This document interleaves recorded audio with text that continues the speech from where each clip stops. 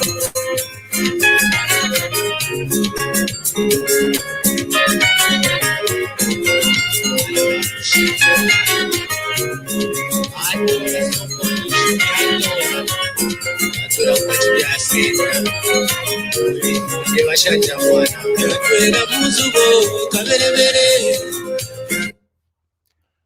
good evening, Chwempala. Elias Musha here. I've just received advice that ECZ is live. And so in order for us to avoid the, the complication of having to follow two events at any given time, we are going to leave that and we're going to leave our broadcast and follow ECZ. Once they are finished, that's when we will come back in order for us to continue making an assessment on the results that ECZ is going to announce right now. So thank you very much for joining us. I am going to end the broadcast. Can somebody confirm with me whether ECZ is online now?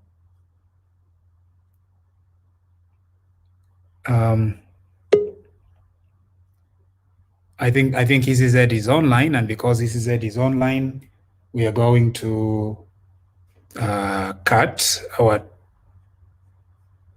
broadcast in order for us to follow what ECZ is saying and what they are reading and things like that.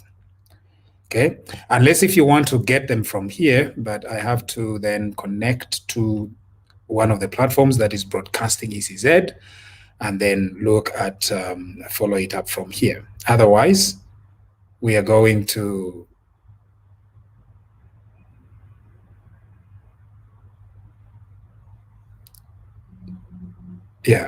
no, I don't think.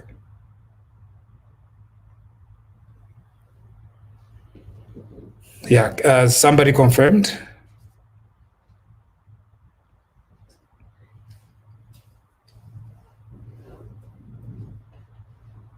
Yeah. No, I don't think they are live. I don't think they are coming up. Anyway, as soon as the Electoral Commission of Zambia, as soon as the Electoral Commission of Zambia comes back, we are going to end the transmission. For now, I don't think they are there, and so we continue with our presentation. My name is Elias Munsha, and thank you for joining me. I'm not going to tell you where I am, but you can probably figure that out. Okay, thank you very much for joining me. I'm going to be joined by my co-presenter and co-host and several of our friends that are part of our broadcast tonight. I'm going to share the link once again. There is the link. I'm still having to improve on my. All right, so I'm still going to improve on my video, but for now, this is the best video that we can have. Okay, this is the best video that we can have. I'm going to wait for a bit here because we have our co-presenter that is going to join me. However, I want to take some of the questions that you might have regarding the election results, or any question that you might have, any general question that you might have, so that I can answer if you have any questions, and then I'm going to be joined by my co-presenters. Okay, the numbers right now show that Ms. Hakainde Hichilema is leading by at least 860,000 votes. Now, I know that there are some of you, you know what komberesha means? It means when inkoko, inkoko nangu shtatu. Number, you eat everything. Ero number one around the plate to make sure that while your fiance, you clean the entire plate. Very detail-oriented people. So when I say 860,000, correct, but no, it's not 860,000. It's actually 860,138 votes. So if I don't mention the 138 votes, nation in Alufiania,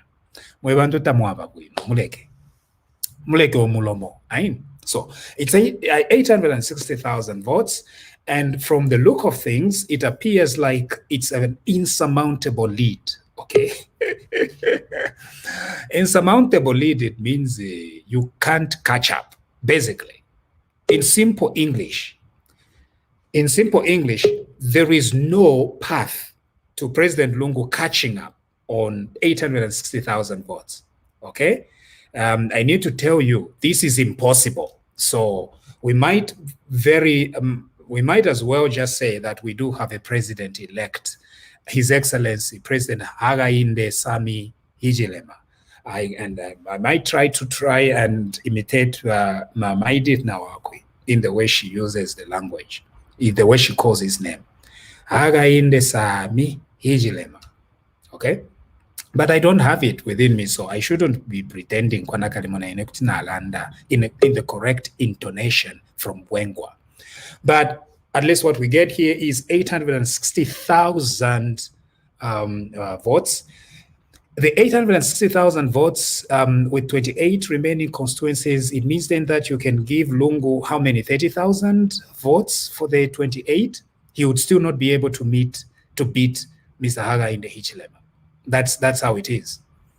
But the constituencies where the 28 constituencies are, let me just retrieve that information for you, because you like it when I retrieve information for you. No, you for the full. Okay, so these are the constituencies. Now, as I'm talking here, I have Mr. Frank Saliki right now, and so he's joining us. Mr. Saliki, welcome. Good evening, Mr. Musha. How are we? Very well. So what I'm doing here is I'm just giving our viewers the list of the 28 constituencies that are still missing. And as soon as ECZ comes on, we are going to cross over to there. We're going to end this broadcast, listen to what ECZ has got to present, and then from there, come back and carry on, because tonight we've got to make sure that we finish the work. How are you doing? Yeah. I'm very well, thank you. Feeling a little better tonight. We seem to be making a lot more progress than we were. The numbers look really good. I was just doing my own analysis 5 minutes ago with the 28 constituencies that are left at the moment. It will be a miracle if he can't win. Even if a miracle happens, Mr. Lungu can't catch up from here. No. Mr. Lungu is not winning. Mr. Lungu lost this election on Thursday, and he knew that he has lost. He's throwing tantrums. Kanshku State House. Kuiswire fya tantrums. Ponsapo ba Lungu bapita, he throws a tantrum. Najishupa State House. I'm telling you. When the person running the country said the election was not fair for me, he was in charge of everything. The funny thing of this is, Lungu is given everything. He's given the security apparatus. OP, Zambia Air Force, Zambia Army, Zambia Police, and DEC, and everything, all the agencies. He's given a budget. He's even given the ECZ. And he loses by 1 million votes. This is going to go into history as one of the country's worst losses. I'll just retrieve the Kaunda loss.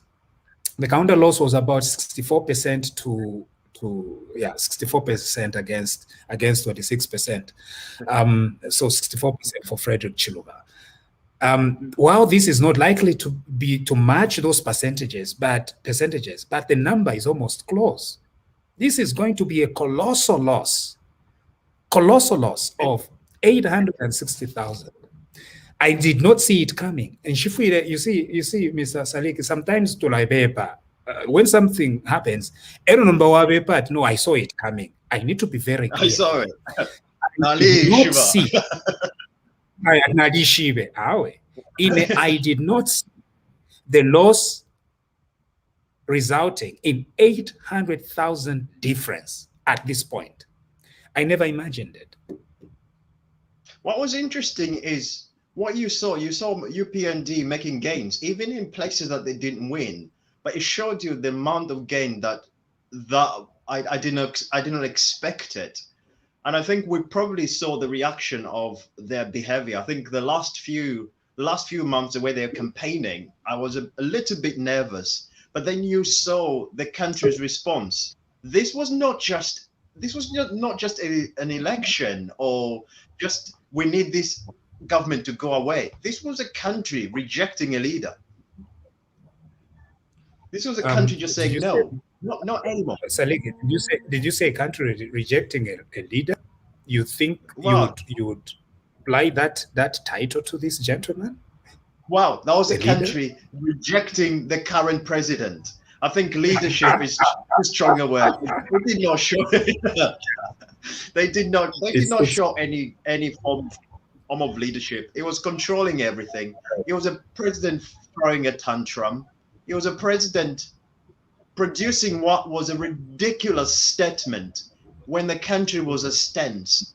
When you needed the leader to say, I want to calm everything down, then he produces that stupid statement that says the elections were not free and fair. You think, what is going through your mind? What sort of advice has he got? You are only getting away with this, Frank, because you said that the statement, you said that the statement was stupid, not the person. Remember, he's still head of state. And so ngamwalufianya basariki bakapokola balaisa mikata bantu mulera ndokote. The president said is what? Stupid.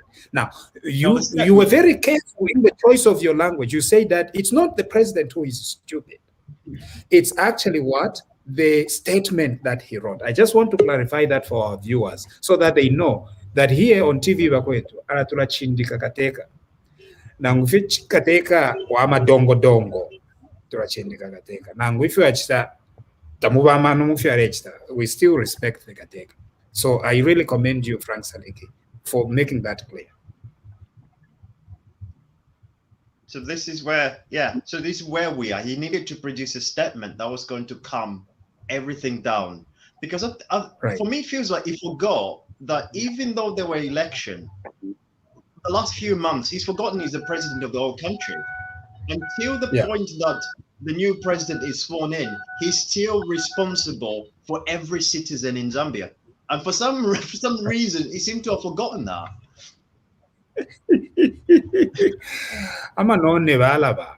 You know, he enjoyed himself so much. You know, imagine ukuteke chalo police bale kusaluta ama soja bale kusaluta ubunga government ile kushitira nama suitsa yakufuala insokoshi fwe batemo insokoshi shashani government is paying for you because konsoko ulea na bakampenga indeke. So I think power got to his head. That's the only explanation. But anyway, before we go there, I just want to give out the constituencies, the 28 remaining constituencies. And for the benefit of our viewers, as soon as Electoral Commission of Zambia comes back to give us the last batch, I believe it should be the last batch, we'll be able to cross over to them. But Lusaka, 4 constituencies are remaining. All right. So for those that are thinking that there is a path for President Edgar Lungu here, there is no path. President Edgar Lungu has lost this election. Okay, Muchibemba. Ba Lungu na balusa. Ero nomba tekulusa fiat, it's a simple loss. Aka nono ati muntu walusa kwa berera. Na balusa mightily, greatly, huge proportion. And there is no way of coming back. Nabalusa ichiluse Nabalusa extremely badly. This is not a simple loss. Mr. Kanika, bushefi ondelanda fiabufi ndefo ya munjebe. If you're ondelanda alapo mnelanda kwena tebu fiba.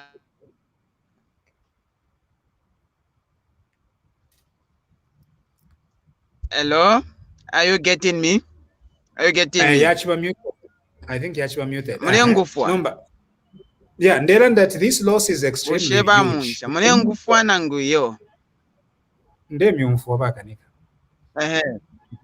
So,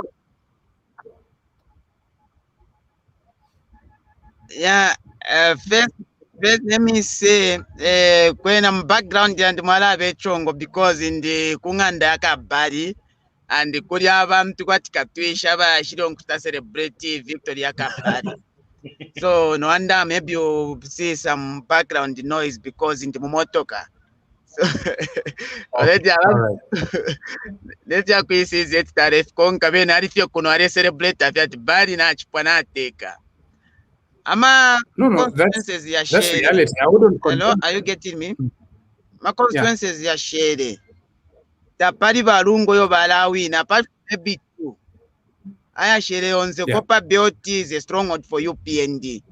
Check Western Province is a stronghold for UPND. Go to Lusaka, So those let are me stronghold name for them. UPND. So Jerome, now I am let me election now. okay. Let me name the constituencies, right? So Lusaka, we have 4 constituencies. Muchinga, we have 1. Copperbelt, we have 8. Central 3. Luapula 2. Eastern Province 2. And Western Province 8. That concludes the 28 constituencies. So those are the 28 constituencies that we are awaiting results. Lusaka 4, Muchinga 1, Copperbelt 8, Central 3, Luapula 2, Eastern Province 2, Western Province 8. Those are the 28. Now you carry on, Jerome. So when you check very well, 8, you know very well, PF didn't campaign in Western Province. So all the 8 constituencies that are coming from Western Province, UPND is going to get. Copper Belt, those that have remained for Copper Belt, we are going to get again. Because most of them that have been announced are urban, but the remaining are Copper Belt rural. So those are going to be for Copper for HH. For Lusaka, the only constituency, if Matero is not mentioned, it's only Matero which maybe we have lost, but the remaining constituencies we have won on as a presidential. Matero is only a difference of 10,000 according to our PVT that we have. Luapula we may yes give them because we know it's the stronghold for PF. Muchinga is 1, we also give them, it's a stronghold for PF. Now when you count this, there is nowhere the margin is going to reduce. According to our PVT which we have, the number of 800 which I heard you mentioning, it may be widened up. It will be the difference we're expecting for President Edgar Lungu and President Hakainde is more than a million voters. That's the difference that we are going to get, because this president has been rejected by every Zambian because of him allowing the cadres to rule the country. And I know very well that President Hakainde Hichilema will not allow the cadres to rule the country, but to allow the technocrats to rule the country. So 800 you are mentioning Bamwisha, na Ichepa, Ileva more than Ileva a million and so plus the difference that we are likely to win against President Edgar Lungu. Yes, I definitely agree with that. This is not an ordinary win, right? But the other thing is that it should be quite a humbling win. Mr. Saliki, what do you think? It is. You mean humbling in terms of Mr. Lungu, or in terms? It's both ways, right? Because imagine you are not expecting to win by this margin, and then you win by 1 million votes. That is humbling. That is humbling both the loser, because President Lungu is the loser. Apaba Lushire, we shouldn't even beat around the bush at Yom Kwai Kudiabe Ngaba Lushire. No, there is only one loser, and the loser is President Lungu. He's a loser. Now, having lost it like this, I've said that a few times. I've said that on times on TV, Bakweto. I said, I think it's a few weeks ago, I said, if HH loses, the people of Zambia lose. If Mr. Lungu loses, Mr. Lungu loses. Mr. Lungu and his people loses. So it's Mr. Lungu and his people who have lost this election, and the people of Zambia have won. And it's humiliating for him for that kind of rejection. And on the other side, it's really humbling for Mr. Hichilema to say, in the difficult time where the economy is, what people are going through, people are hungry in their home. They have said, you are the man we think is going to make our future bright.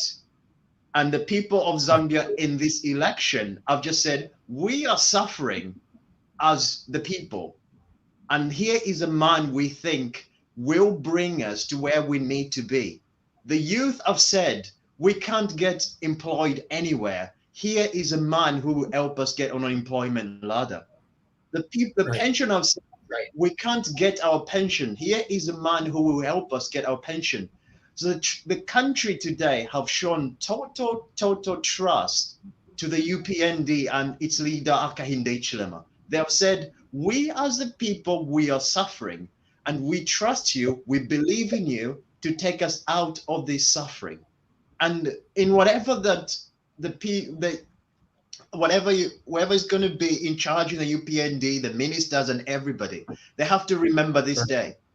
People did not just go to vote because they like you.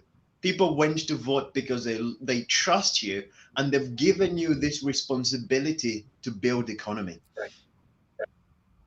Yeah, thank you. I think I do see here that the people are placing tremendous responsibility in the hands of the United Party for National Development.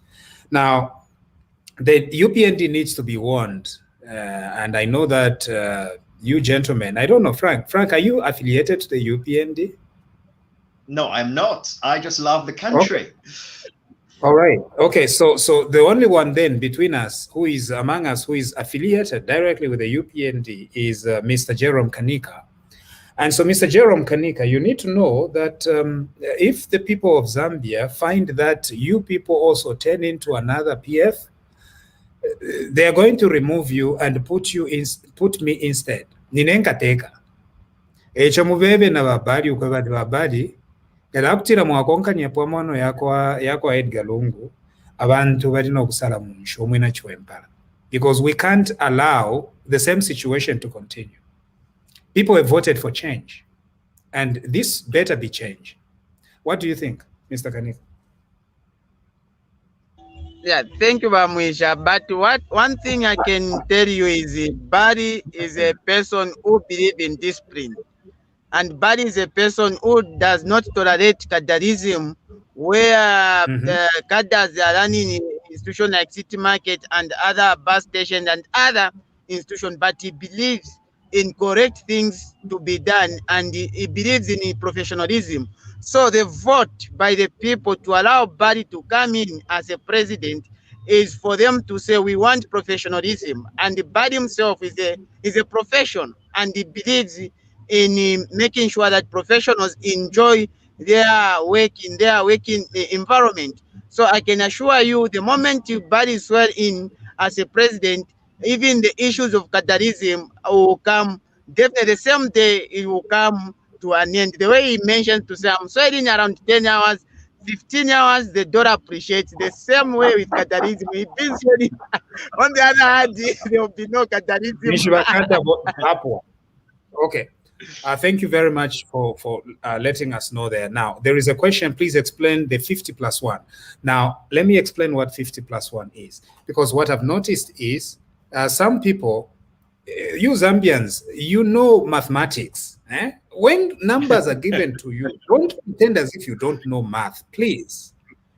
So what 50+1 means is that if, for example, hypothetical, if both Hakainde Hichilema and Edgar Lungu have 1 million votes each, okay, and they're the only two candidates, 1 million for Hakainde Hichilema and 1 million for Edgar Lungu. What it means then is that they have 50-50.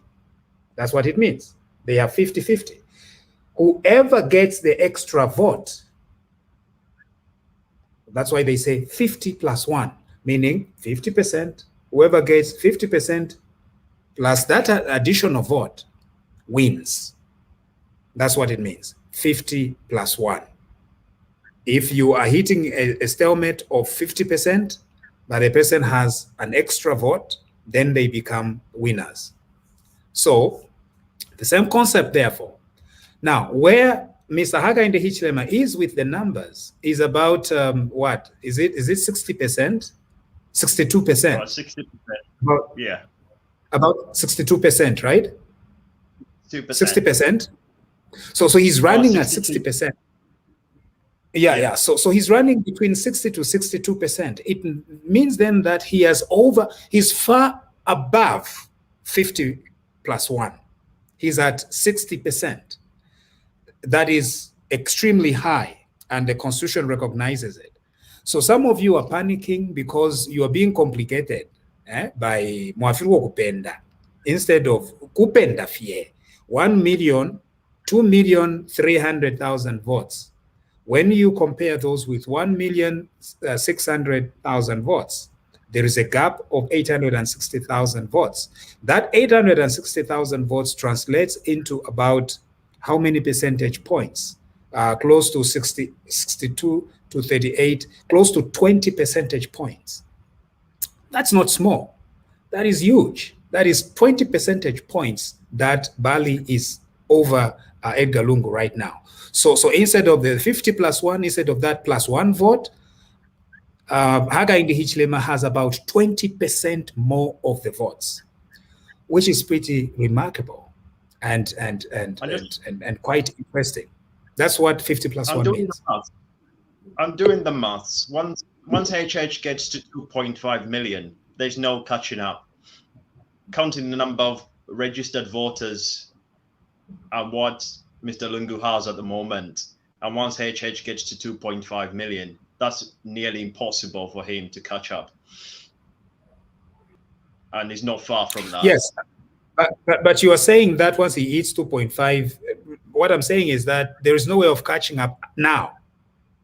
No. I know, Frank, that you are probably a much more effective mathematician than I am. I don't claim. You see, Jerome, I'm a very level-headed. I don't claim if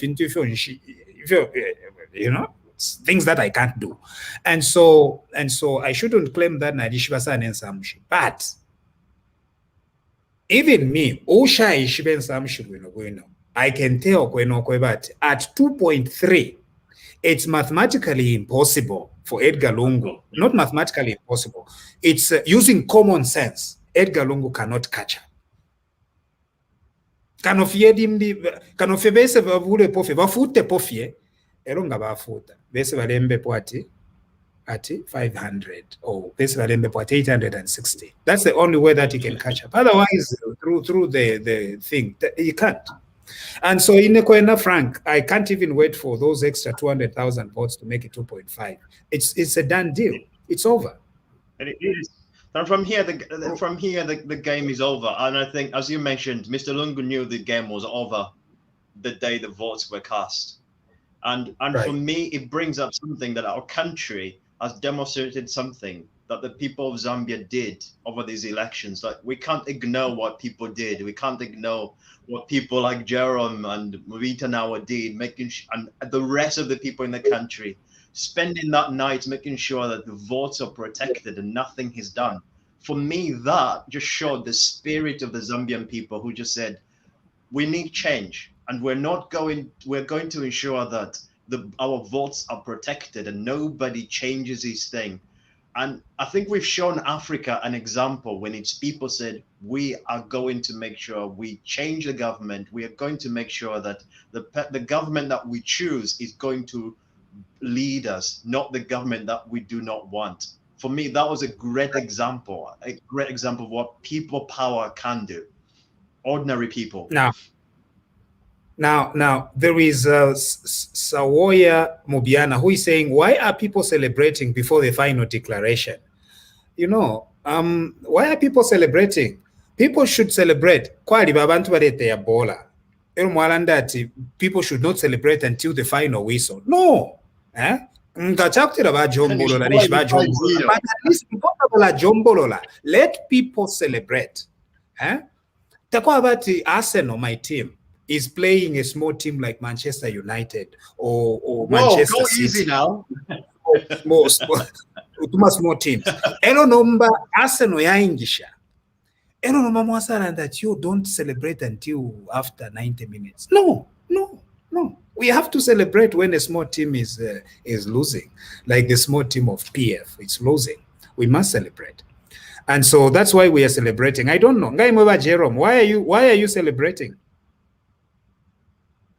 Okay, vamusha vafile vaishi vavalepusha question like so yola vepusha question vafile vaishi vati one, we have what we are calling PVT for ourselves. We are getting the results that are in different polling stations across the country, and we are counting and totaling them.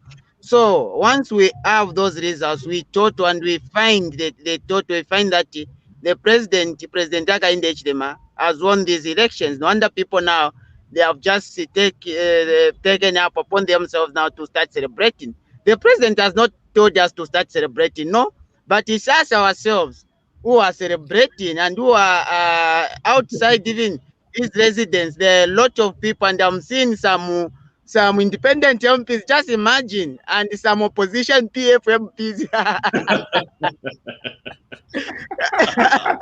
Oh, Kukola, look, Kukola.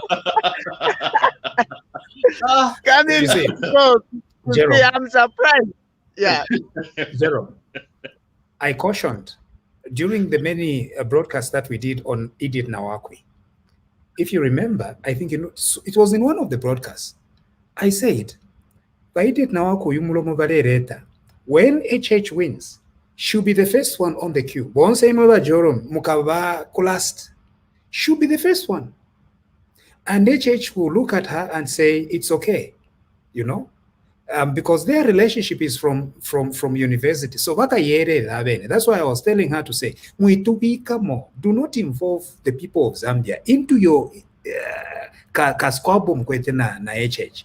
Because imwe HH ngateka, nimwe mukabana kuntanshi, nokukake echitenge, mukachikakisha kwino, nokuya kuntanshi, and HH will receive you.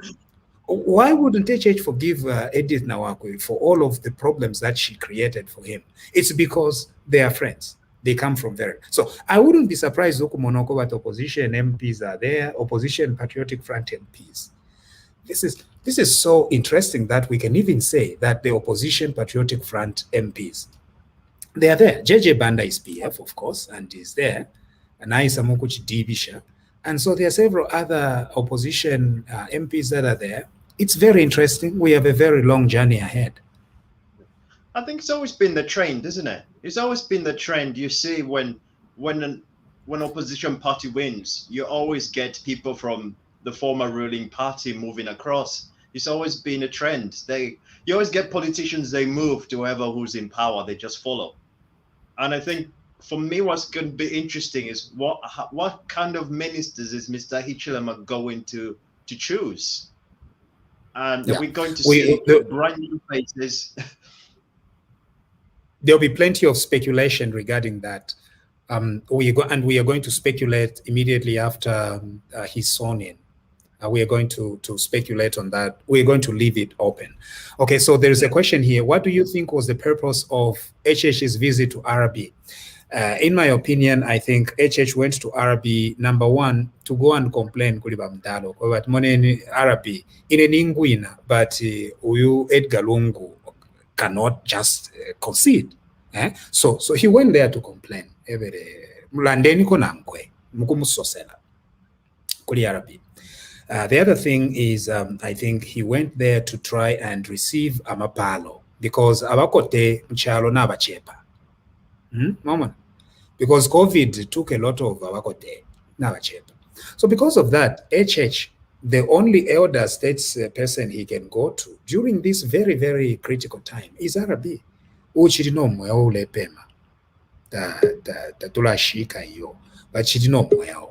So because of that, I think HH went. I amoneko RB, IH the visit. And I think the other reason is to show that he wants to begin his presidency on a listening note. That's the message it sends. He goes and sees an elder statesman and sits down with him for at least an hour. He gets very good news about it. He gets very positive reviews about it. And I think that is very strategic. It's a very good move. I think that's why he went to visit RB's house. But also to complain. Mukumusosela Edgar Lungu ati talefuayo kufumapo. ati telefone yokufuma ku mpando. Mamusha, umupando isa, umupando na ukondoka. So Valerio Mpando. Now, I also need to answer one more question. First of all, Jerome, do you have an idea of why President President-elect went to Arabi? Yes, I know the reasons, but I will say according to what the president said on his Facebook page, where he went to, they had a closed door meeting. Then he also had the chat with the former president in terms of things that affecting the country, and also how himself as a president, how they also shared the note on how those things can be resolved. I think this is what the president posted on his Facebook page, and I think I cannot say any further apart from what the president himself posted on the Facebook page. And a politician, Wanshupa. He said nothing there, did he? The ruling party. The ruling party. From what the ruling party. Jerome. Jerome, yes. You just said a lot of words there, but you said absolutely nothing.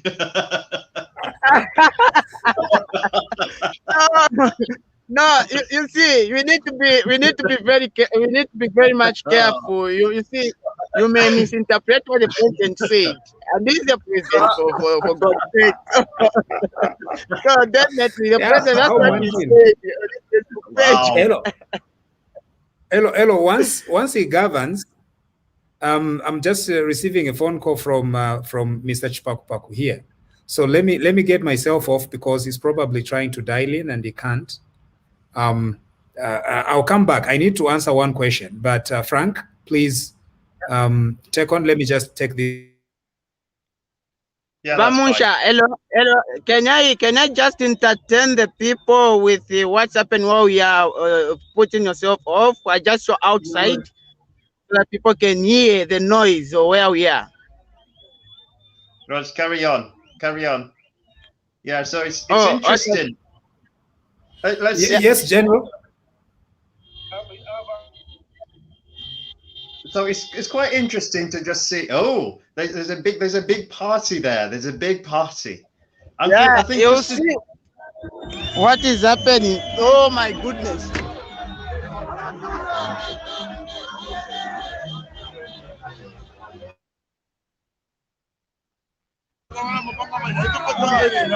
Frank, are you able to see what is happening?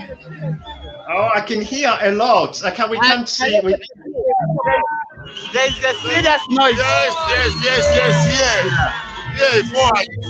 for sure. Zambia has changed its destination. And Zambia is a new dawn. Come on. New independence.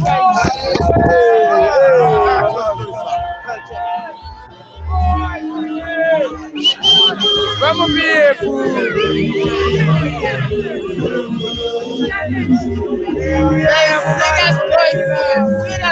Yes.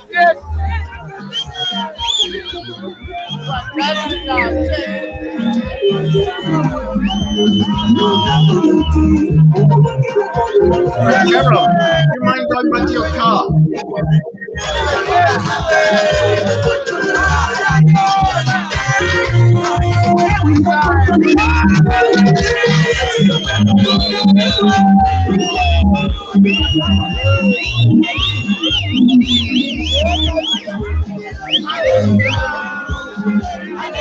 So, like, can you see what is happening? That's very good. Can you see Join the party.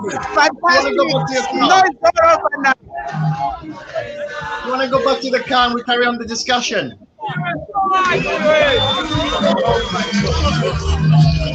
Let me get back in my car now. Yeah.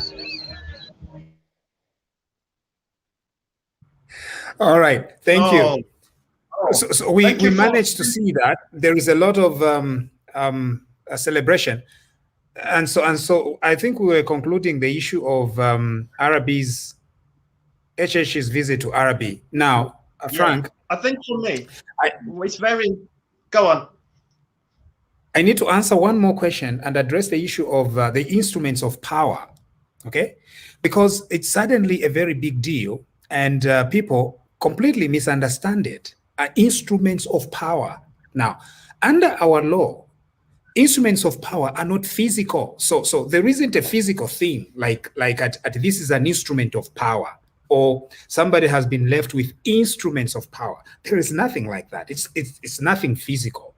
An instrument of power is legal authorization for somebody to be president. That's it. And so you do not need to do anything physical to transfer power in our democracy. No. Okay. So if, for example, Edgar Lungu, vachita throw a tantrum, bakano kuya chita handover kuli Hakainde Hichilema, it is not legally effective at all because you don't need Edgar Lungu to shake Hakainde Hichilema's hand for Hakainde Hichilema to take over as president. He takes over as president once the Electoral Commission of Zambia announces, the Chief Justice then organizes a swearing-in ceremony, and it's just to be sworn in. So to be sworn in, he can do it anywhere. In fact, he can even do it privately. He can just go to his house and get sworn in as president. So I just needed to clarify that. Yes, General. Oh, Mr. Lungu thought he was going to. Okay, keep trying. I'm going to ask some people to move out. Keep trying. Okay. Oh, okay. Yeah. So that's the instruments of power. So it's not a physical thing. Of course, the tradition right now is that you hand over a person a flag or anything like that. No, that's not the law. That's not the constitution. It's just a person who is in charge at that moment. So Hakainde Hichilema, once the Electoral Commission announces, the Chief Justice schedules a swearing-in ceremony. Once he's sworn into office, he becomes president, and Edgar Lungu becomes former president. It does not matter whether he's handed over those little things like a constitution, a national flag. They're irrelevant as far as instruments of power is concerned. I was reading up on the law. As you know, I'm not a lawyer. I'm not even going to pretend to be one. But in this time, we all become lawyers. We want to understand what is happening. I think in everything that we have, President Lungu, if he says he's not happy with the results, it's only the courts that can nullify an election. He hasn't got the power to say this is not going to happen. He has to go to court and appeal the results. So he can't refuse to just leave power. He has to follow the legal channels. Yeah. And once Hakainde Hichilema is sworn into office, then we have a president and we have a former president. That's it. So he has to give up as soon as possible. The question here is, what, according to you, are you sure HH will fix every wrong thing in Zambia? Well, we shouldn't even waste a lot of time on this question. No. Okay, we go to the next question. Can I come in? Yeah, with this deserves no questions. Mohammed, how are you doing? Yeah, good evening, Chimpala. Good evening, Moncha. Good evening, our resident pharmacist. Nice to see you celebrating. And Frank is a good friend of us. We must congratulate to everybody of you who have done a wonderful job, and to bring us all a little bit of happiness. After 7 years of doldrum, Zambia is finally coming of age, if I would mention. There are a couple of things that I was following just now when you mentioned on hello. We can hear yes, we can hear you. Yeah. Sorry, I was on the visit by HH to RB. I think it is a gesture in good ways, because I think there is more to it than meets the eye, because I think it could have been a message sent from our soon to be departed president through the former president. That's what I think. That is my take on it. Yeah. All right. On the football analogy you mentioned on Arsenal, unfortunately we are Leicester and we got Pets and Dhaka from Zambia. Hmm? So we are one up, Puncha, you know. But what is happening? What we should do now is we should all be magnanimous and be human at the same time. Be humble and bring in the losers and warm with a warm embrace, and let's start our country again at a better sort of note from what we were before, because this cadreism should disappear. We have to have technocrats in our civil servants who will bring, and I'm sure HH and his background in the finance world and with his good governance with his businesses, I'm sure he's going to bring a team that we will be proud of. We have to be a beacon for the rest of Africa, especially Southern African Commerce, where we can compete with the countries like Rwanda. We've got the resources, we've got everything, and that is my take. So, to everybody there, thank you so much for the broadcast you do. You do a wonderful job. Jeremy, you've Thank been you. wonderful. You're an icon, and I think what we must do, we must get a good sound recordist to record Wamuncha's laugh. It's of a legend. Yeah. On that note, I wish you all well, and hope we will carry on speaking at a better time when the inauguration takes place, and we'll discuss then later. Thank you very much for this opportunity. Thank you, Mohammed. We really appreciate your feedback here. And yes, we can record the laugh, but it has to be spontaneous and not directed, because if it's scripted, it's going to come off as something very artificial. We need an original one. But Mohammed, you've mentioned something about receiving the PF members with a warm embrace. I think we need to do that. But I just need to take a few days to try and process what the Patriotic Front really did to this country.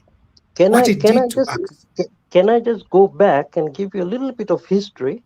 Going Yeah. back to when I might cross somebody's path here, but just to say, when Jerusalem was freed during the time of our Caliphate, what was the Prophet Muhammad's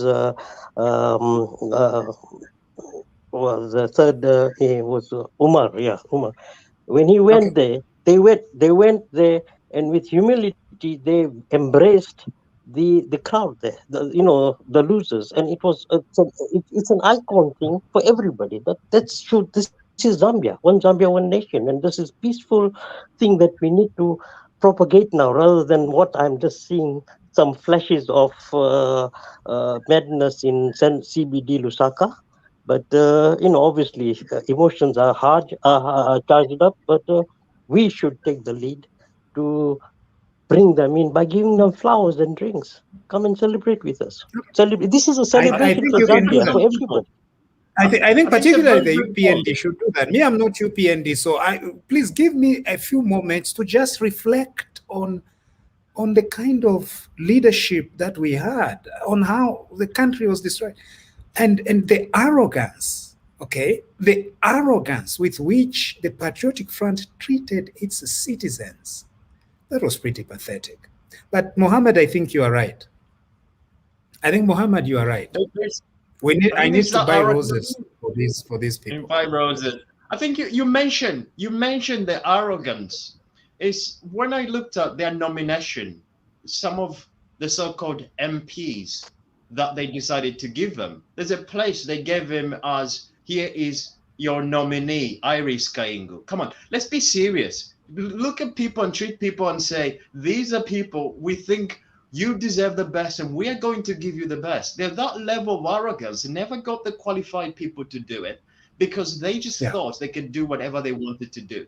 Our doctors were persecuted at the time that we needed them the most, in the middle of a pandemic, in the middle of a global pandemic, when every country around the world was in the UK, all the doctors, all the nurses, they were terrified. We vilified our doctors at the the point that we needed them the most.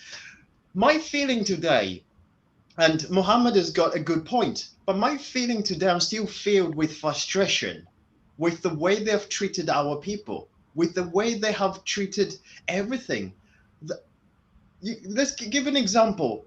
An elderly woman goes to order the stuff to go and sell it to the market. They get to the market, this PF cadre comes and asks for rent. This poor woman is just trying to earn enough money to make enough food for that particular day. And these were people who are doing that in the name of the president. And the president, in all the power that he had, not once did he tell his people that you can't do this because these people are just poor people. They did it in his name and he did nothing about it. They went and beat up people in his name. To go and sell to the market. They get to the market. This PF cadre comes and asks for rent. This person, this poor woman is just trying to make enough money. Yeah, so that's General coming. He just comes in and announces himself, doesn't it? Yeah, so they just did whatever they wanted to do. And my feeling today is the state they leave the country in, the money that they've borrowed, and when HH's team looks at the finances and what they need to do, I don't know what they're going to find. I've got no sympathy. And would I welcome them in to say, come in? I think we need to make a stand and say there are certain things that we as a country are never going to accept. This has been the worst government that we had. They've plundered our economy. They've made our country, the country had reserves before they come in, because the Mwanawasa administration was always made sure that there was enough reserves. They've come in, they've used up all the reserves, they've borrowed more money, and they've left the country in this state. There's something Edgar Lungu said once. He said this when people are talking about corruption, in his own words, "Olia muivala, alia muivala," but make sure tamuleiva sana. He didn't say we can't be stealing this. These were the president's own words. This was a government that was just determined to plunder our country, to plunder our resources, and it did not care about our people. So for me, I will not welcome in with a hug. I will not buy them flowers. They made this country, they've made us this country the way we are. And today, I was preaching this morning about forgiveness. These people deliberately hate our country. They hate our country and they hate our people. And they were determined to inflict as much pain as they could have for our people. Today, the president cries about, unfortunately, somebody died in Sulawesi, and the president cries violence. Who cried? Did the president cry about in Samansama and the other person who was shot? Did the president cry about whatever the crimes the cadres committed? When the cadres went to Sasheki and the president and the police responded, what did he do? He fired the police in charge over there. He did not care about the people. He never cared about us. And frankly, we don't want to see the back of them. We don't want to see any one of their MPs or their ministers in this government if we're going to take it seriously. They made this country poor. They were determined to make us poor. And if whatever we wanted to do, they were determined to destroy our economy. They never built anything. And when HH and the powers to be come into power, there's going to be a lot of work to do for the mess that they've caused. And what the people of Zambia have to understand with the new government, it's going to be clearing the mess before they start building. So it will be about giving them time to clear that mess before they can even start making the progress that the people voted for. So it's got to be a little bit of patience. Mohammed, I want to give you a few minutes, just a minute for you to respond. Hello, Frank. Can I come in? Yes. I'm listening. Yeah. Kambani. Frank, I understand your emotions are high and things. What I was talking about is the general public who were the ordinary people who were, PF or whatever. They were just Joe Blocks like me and you. And I think they are the ones that have to be embraced because they were also in an unfortunate position themselves. Likewise, I mean, to err is human, but to forgive is godliness. So we should be magnanimous. This is a time when we have to bring together, we have to unify the country one by one. It's not going to be happening overnight, but over the span. If we have the right policies in place, everybody will embrace, and that's the hug we can give. I understand. I understand your sentiment. I understand your sentiment, but for me, what I want to see is a strong response to this. That we said this is never going to happen. That there has to be a strong response. That if there's so much corruption, if you treat the people the way they are, there are consequences to that. And I expect to see some prosecutions. There has to be a very, very strong response because the people of Zambia have trusted the government. I'm not saying let's go and fight everyone who's wearing a PF t-shirt. Let's not do that. That's not what I'm talking about. What I'm saying is there has to be a very strong response to make sure that this does not happen. Thank you. Wow. General, wow. Thank you so much. Now, General, I after I welcome you, I need to hand over to you because you've missed out the 1 hour, so you've got to moderate the next hour. Just to be fair. That's fine. That's fine, Musha. That's fine. I'm happy to do that. Yes, but there is a very interesting topic here between Frank and Mohammed.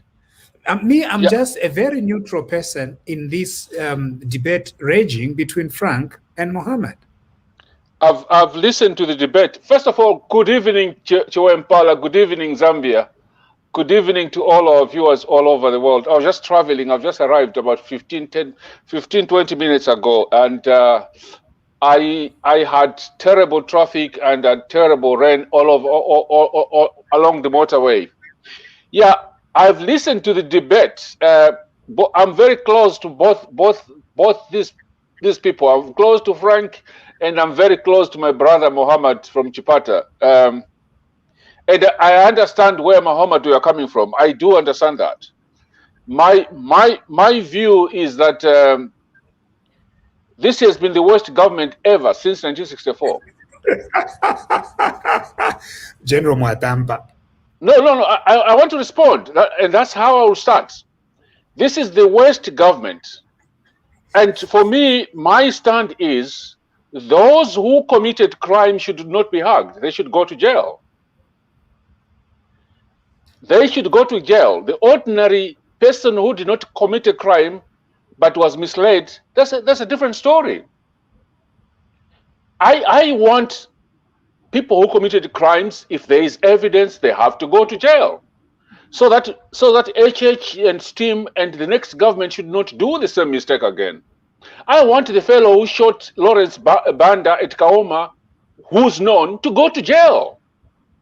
I want to see Bokani, who has run away. He has run away to the UK. I want him back home to come and answer charges about all these 42. That I will not forgive. Any ordinary citizen who didn't commit any crime but was just shouting, that's a different thing. But anybody who committed crime against our people, anybody who committed crime against our people, anybody who hacked our people, anybody who gassed our people, that's why I think I'm a wrong person to be in government, because I think I would be very harsh. Anybody who committed a crime must be made to pay for it. Okay.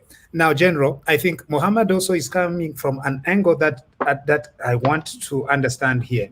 The angle of the PF cadres, because some of these PF cadres were just being misled. And so are we able to be magnanimous enough and embrace our brothers and sisters who were under the deception of Bakelenka? Musha, so that we avoid burning, because there are some people that already are wreaking havoc in the compounds. No, that should not happen. These PF cadres. Yeah, they're going to PF cadres, and they are, so what we need to do is to send a message to all the people. Embrace PF. My message, Musha, is very, very clear. Let's be very clear. Let's calm down. All Zambians must calm down. Don't break anybody's house. Don't burn anything. The new government is coming in. We are saying we are going to be a government of law. The police will have to investigate all the crimes which were committed. Do not go and burn somebody's house. Don't go to your neighbor's home and cause havoc because they were wearing a PF t-shirt. Don't do that. I understand what Mohammed is trying to do. We must love our people. We must demonstrate from today that we love our people, and there will be no tribalism, and we will not hate each other because of politics. Do not go. Those who are listening to me in Zambia, do not get excited and go and damage somebody's home just because they were shouting the loudest. No. Give the government the chance which is coming. Let the president be sworn in. Let it be a government, and then investigate. General, let me just come in on that one. My battery time it will go off.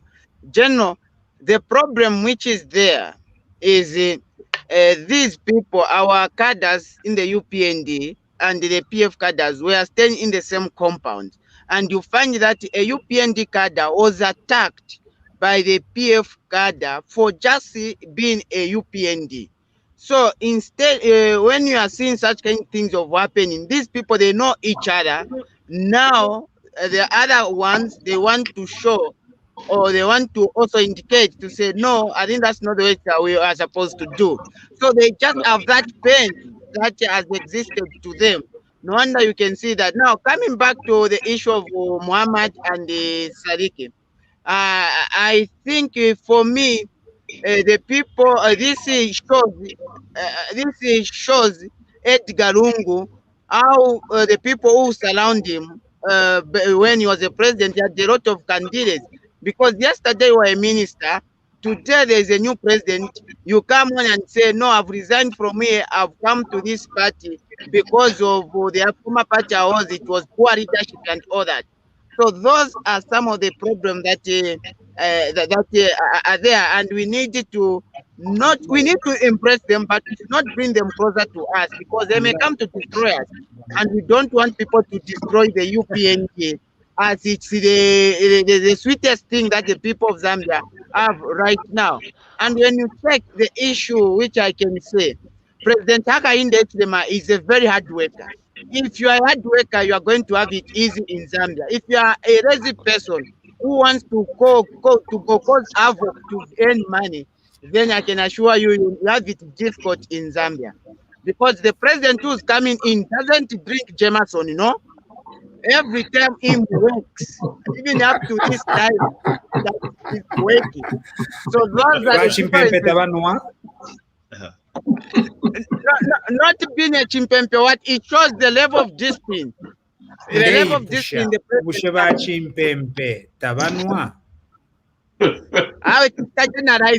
Talking about President that was a simple question.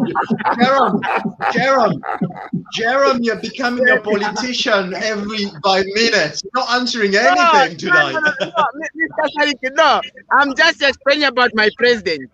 And look, you never hear that President Hakainde Hichilema has gone to Saudi Arabia or to Switzerland and there are issues of ladies and that. No.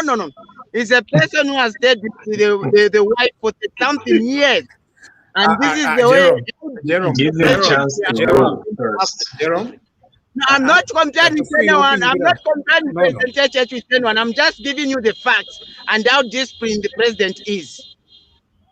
No, tatufue twaingira mu mwiryashi lya ifyo tatuishibe Zero iryo eryashi tatufuire n'okulireta po pantu tatuishibe imwe mwebalirandira ko bagateeka. Please control yourself, Jero. I want to contribute to I want to contribute. I want just to take you back to the issue of Vanawakwi. At Vanawakwi, they have been friends for a very long time. And I think that's what the UPND should look at, knowing that if we try to embrace all these bad seeds, where you have a different ideology, which is going to contaminate the people in the UPND, I think this time UPND should also look at making sure that there's fresh blood. There's a lot of people out there which has got good ideas. Why can't they be given a chance instead of getting all the people who have been in the politics for a very long time? There's young people who are able to contribute to the development instead of saying, okay, suddenly, for example, Tutu Anguluwe comes, I'm sorry, I didn't know what I was doing. Yes, to forgive is divine, that's fine. It's better to forgive and forget, but we have to move on and bring in the new generation. We need new ideas. We don't need bad seeds to come and contaminate the next government. Otherwise, if you just bring in one or two just because they are experienced, yes, they are experienced with corruption and lies, and we don't need that. We need fresh ideas. Very much. And thank you. Yeah. So please, you have to be on. I know that you are NDC, but General, please be on it. We don't want recycling. We don't want reuse. We want fresh blood.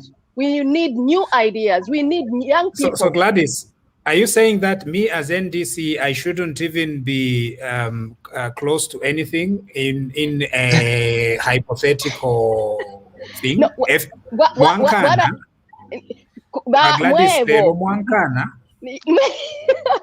iyo mukwai ba munshate timikane mwebo mwebe na milenge tuli baneba tuli ba ushibonse timikane.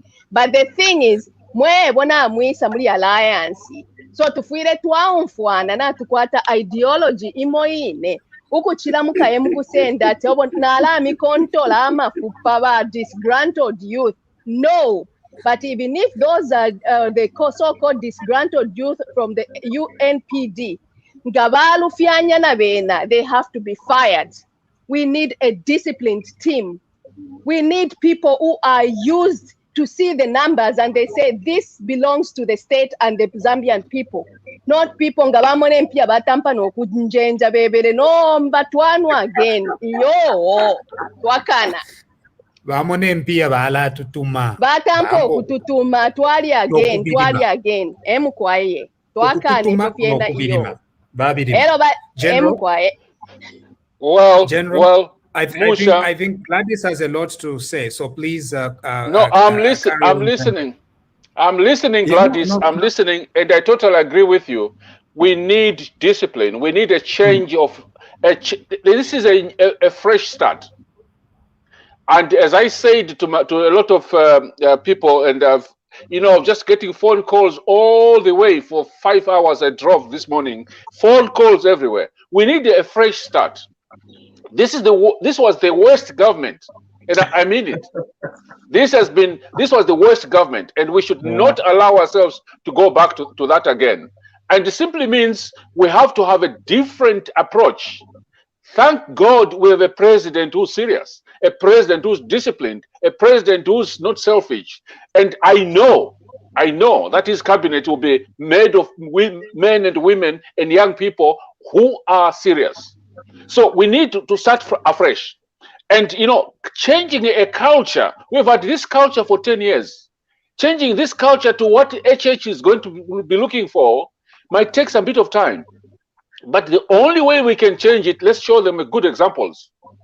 Let's show them good examples. And I know as soon as HH is sworn in tomorrow, he will be showing good examples. His cabinet will be showing good examples.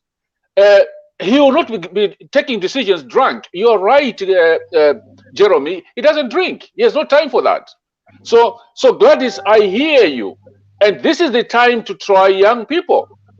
But for us to also have a government of just young people without experienced people, we have to mix. We have to have a good balance. But the whole thing is that the president must lead a new tone of discipline, integrity, and loyalty, patriotism, and love for each other. That is the message, I think, which you will hear when the president is sworn in tomorrow, if all goes well. Gladys. So, yeah, Musha, you showed a great example today, isn't it? You showed a great example. He went to see Mr. Rupiah Banda. He went to listen. He showed a great example, say, I will be president of the country. I need to listen to somebody. And that is something that you want in a president who listens to what is happening. The one thing that you've had at the PF is that a lot of yes men. A few years ago, Mr. Bowman Lusambo uttered these words: I am the #1 bootlicker for President Edgar Chagwa Lungu. And even at the time, I thought, we're in trouble. We are in trouble. Because there he was saying, whatever the president says goes. And one thing that Mr. Lungu did not have is people to say, we're going the wrong way here. We need to change path. Nobody had courage. Everybody was making money. Everybody was making money. That's all they cared about. So to hear that there's a president who can sit down and listen, it becomes really encouraging. And there has to be the voice. We have to think of some of the people who have been really close to Mr. Hakainde Hichilema. One of them is Mubita Nawa. He's a young man. He sits there and he advises the president. He knows the plight of young people. He knows the plight of the youth. And it's a thing that we need. They are the Youth Empowerment Fund. They empowered the cadres. They empowered some musicians to sing songs about them. What could they have done with the Youth Empowerment Fund? They could have said, we've got this Youth Empowerment Fund. We're going to give some money to some companies so that they can recruit young people and give them that experience. That could have been youth empowerment. There was no accountable. We don't know how much money was given out. We don't know who that money was going to. We don't know what those people are given that money have done with that money. And we don't know the form of repayment and how much they're repaying because they gave it to their cadres. So for me, I feel confident that President Hakainde Hichilema is going to involve young people, women, and there's going to be enough experienced people to make sure that the ship is going the right way. And I think thank you, Frank. Thank you, Frank. I think it's important, ladies and gentlemen, that we get brief. You will be given a chance to say things. Let's be brief. I've just arrived. I've just been monitoring the situation. I am told that ECZ has not announced the final figure unless somebody in Zambia, Elvin, what is the story in Solwezi? Has ECZ announced the final figure? General, good evening. How are you today? I'm fine. A bit tired, but I'm fine. I can see. Solwezi is electric. You know, it's really electric. Actually, we began the celebrations somewhere past 5 as soon as they began announcing the second batch of the 26th last part of it, and we began celebrating because we knew by that time to say there's no game now. There's no game that they're gonna play. It's all blazing now. It's all blazing and it's electric. Now, the ECZ has not announced the last batch of the 28 remaining results. And they didn't even tell us what time they are going to announce because we assume that they are trying to prepare the mindset of every Zambian and trying to calm us down. But we believe that before... Elvin, just a minute, please. Ladies and gentlemen, if you are not speaking, can you mute yourself? Because we're getting a feedback. Mkerewa, and Andrew, please mute yourself. Those who are not speaking, please mute yourself because, so that we don't get any feedback. Go ahead, Elvin. Yeah, so we believe that before 05 o'clock in the morning, that is tomorrow, we should have the last 28 constituencies announced. And we want to know our president really declared. Now, of course, you and me, General, know that these guys are simply playing delaying tactics, because it is common knowledge that even if we are to add all the constituencies remaining and give them to Lungu, Lungu will not win. He will not win, because the margin so far is over 800,000, and yet he was claiming that he would win HH by over 500,000, and it's the other way around. Shamefully, it's the other way around. And according to our PVT, Lungu is being won by over 800,000 votes, which is very ironic. I don't know which other president has ever lost to that margin, but Lungu will be the first one. So we are waiting patiently, and we've already begun the celebrations. Thank you so much. So we are talking of 2.3 million votes for HH. And what is the current number for I'm just trying to get my spreadsheet here. What is the current number for ECL? The difference is about 800,000. And we've got about 28 constituencies. These constituencies are dotted throughout the country. The trend has been very, very clear. In the southern, the Zambezi provinces, southern, western province, central province, and northwestern province, the gap has been massive. And if you go to the northern province, you see that HH has been closing the gap.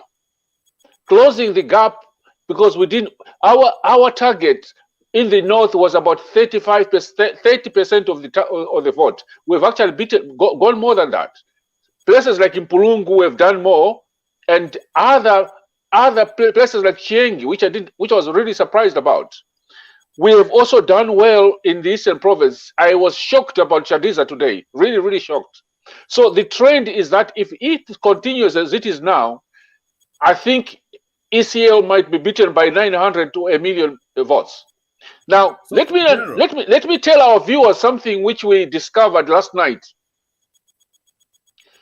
They were delaying these results because Emmanuel Mamba, Kaiza Zulu, Amos Chanda were trying to play the same trick which they played in 2016, to buy the returning officers and buy back the G20s and change the numbers. That is what they were trying to do in the last 2 days. But they were caught, because the first thing they wanted to change was the Lungu vote. They wanted to change that, but they were caught.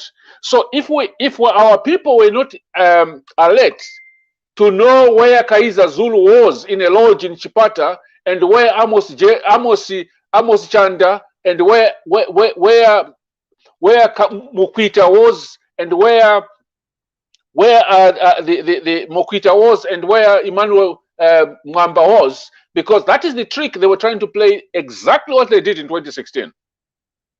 They were trying to get ECZ to delay as much as possible to give them chance to play the game they played in 2016.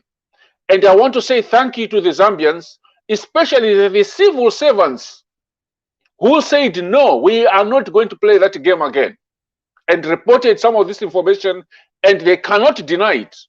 So that's how dirty and that's how desperate these people were. And I also want to say tonight, viewers, I want to thank the army. I want to thank our army because they've been calm. And I think I promised you, I told you that our army was professional. They kept everything calm.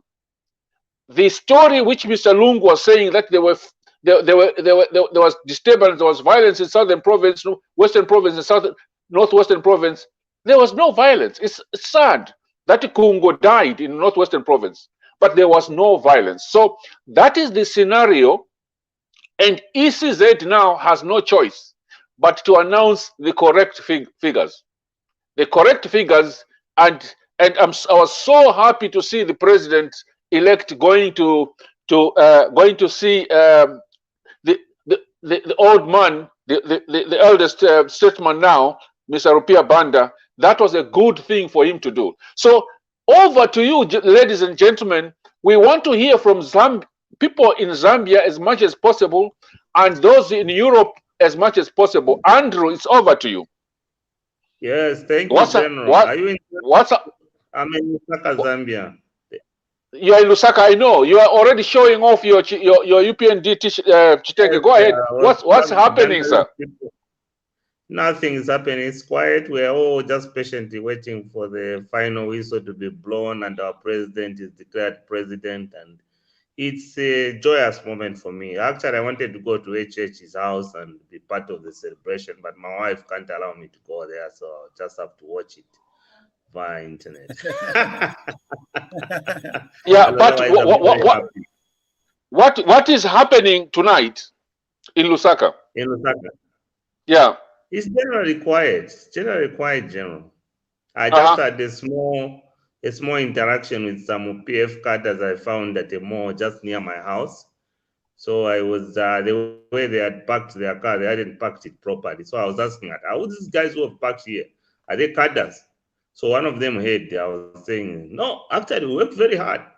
So a few minutes they just jumped in the car, and that's how they scampered from the mall where they were. Oh, so they are still in the old PF mode that they will misbehave. Yeah, they're still in the old PF mode. It's going to end tomorrow. Tomorrow, General, there's another issue. We have an incident happening in the city market. We hear some people perceived to be part of William Banda's group. We've moved into city market and they're smashing things and they're doing what? So we don't want to be part of that fracas.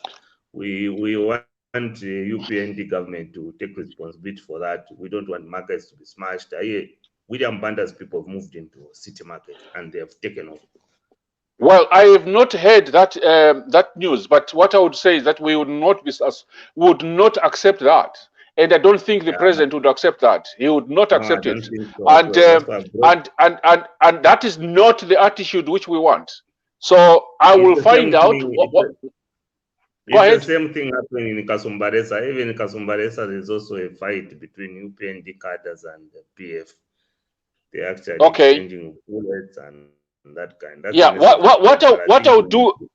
what I would do now is I will find out from the leadership what is happening. I think what we should not repeat what PF did. Yes, we don't want to go back. We want things to be in order. And as I said, as the president said, there will be no cadres in the markets. Not UPND cadres, no PF. Those markets must be free. In fact, our plan is that all the markets should be cooperatives run by the marketeers themselves. Yeah, correct. No cadre running them.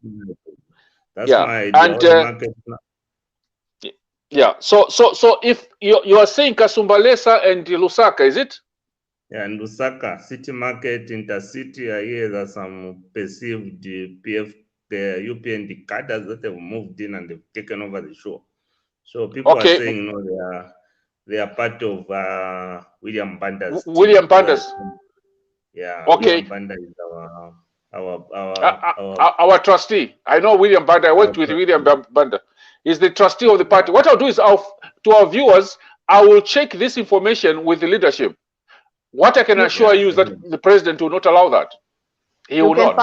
You can also find that on the YouTube. There's a video where they have been tearing out on the bus stop for PF that they are taking over, and those are the things we're saying that those should not really continue, because then we're really planting a bad seed, and it's a bad start to start like that. So it has to be controlled immediately. It should not even go far to say like tomorrow. It has to be addressed.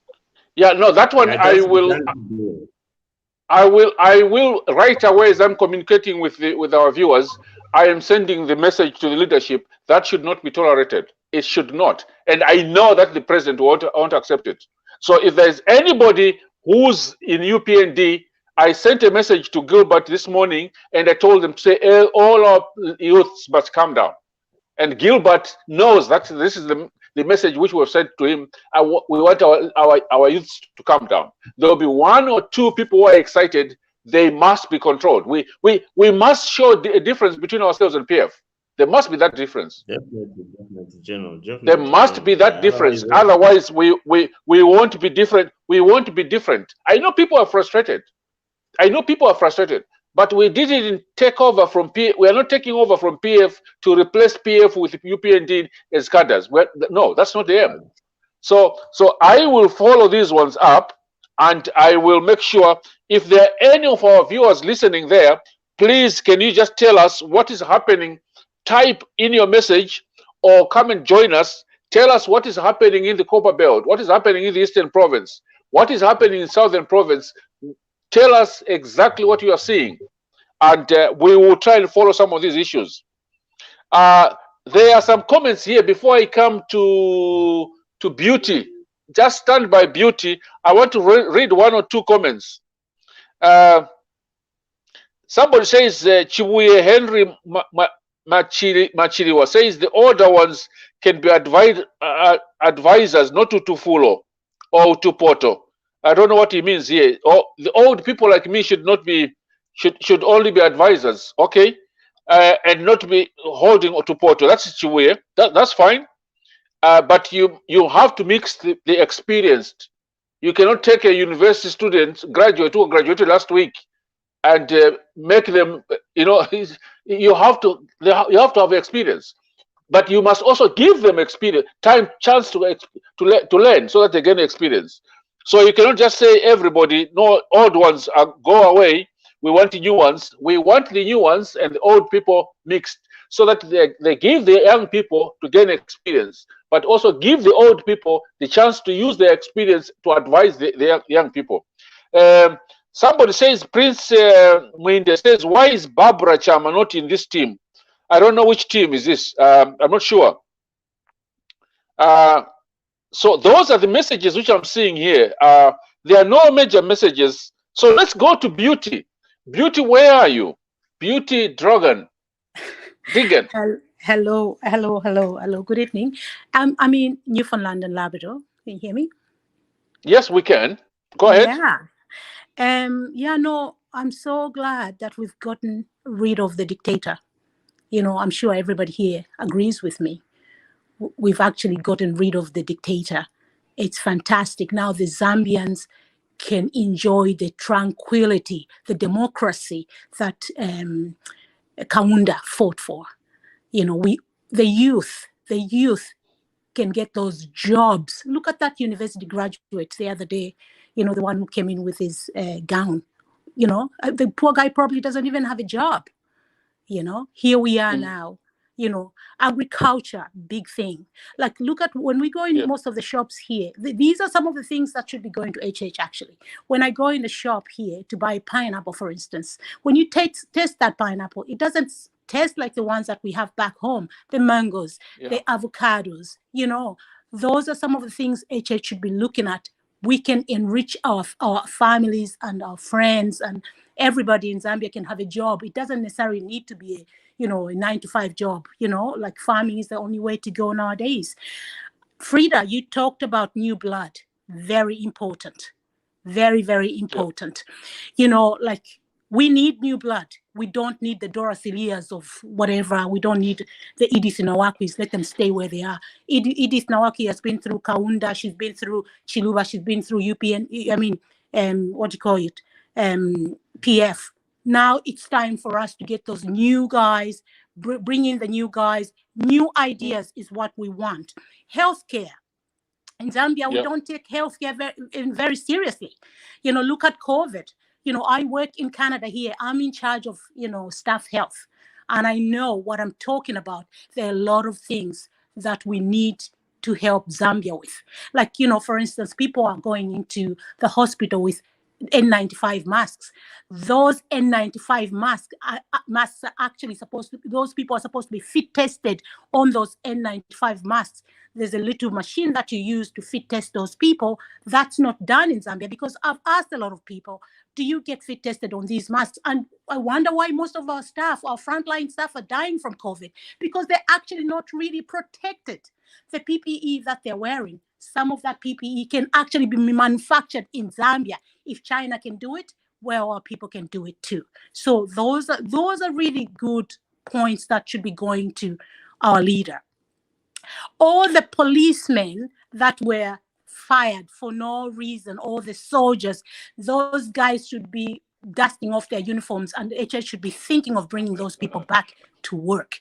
We've had some people who have committed suicide because they've been let go for no apparent reason.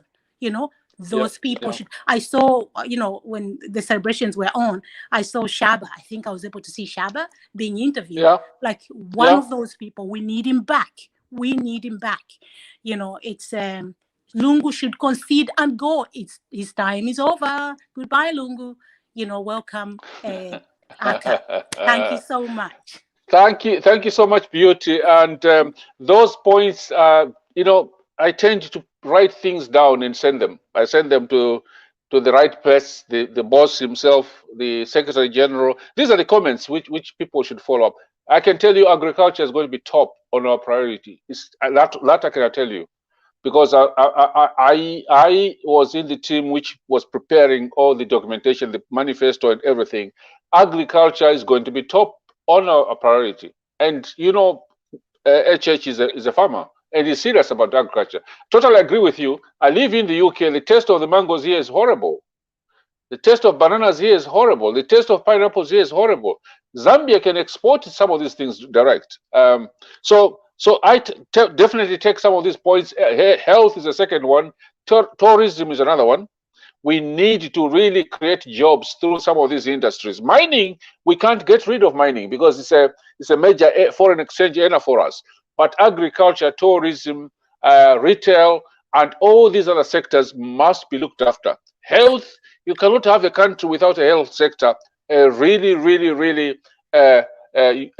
well-funded health sector. Let me get a comment from Chings Chawomba. Then I'll come back to Womkelebai. Can you stand by Womkelebai? Okay, Chings Chawomba says Zambia needs credible leadership which is able to compete beyond international boundaries. We do not need recycled leaders. We have credible past leaders that have served with integrity, like Nkandu Magande, who still mean well if sought for advice. You're very right, Chings, that we need credible people. People like Peter Magande. I worked with Peter Magande before we were defeated in 1991. I was talking to Peter Magande.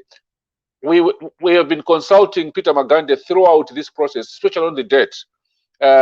Yes, we will need experienced people like him. So, but it's up to HH himself to identify. What I can tell you, he has been speaking to all these people. Not only Peter Magande, we have a lot of other economists. We have people like Fundanga, we have people Caleb Fundanga, people like Dr. Moses Banda. You know, we've got a lot of experienced economists who can be consulted. So totally agree with you, Chings Saomba, for your comment. Over to you, Bomkelebai. How are you feeling today, Bomkelebai? I've been celebrating. I've been having a great day, and my weekend has been perfect. I haven't been out. I've been invited for dinners and visitation, but I just said sorry. I'm unable to come to you guys, but I'm having a great time. There's something that is really going on, and my wife has been so positive, supportive, and that's very good. And it has been a wonderful day to really witness the history being made and how the person that they have persecuted for so long, they have subjected him to so much untold suffering.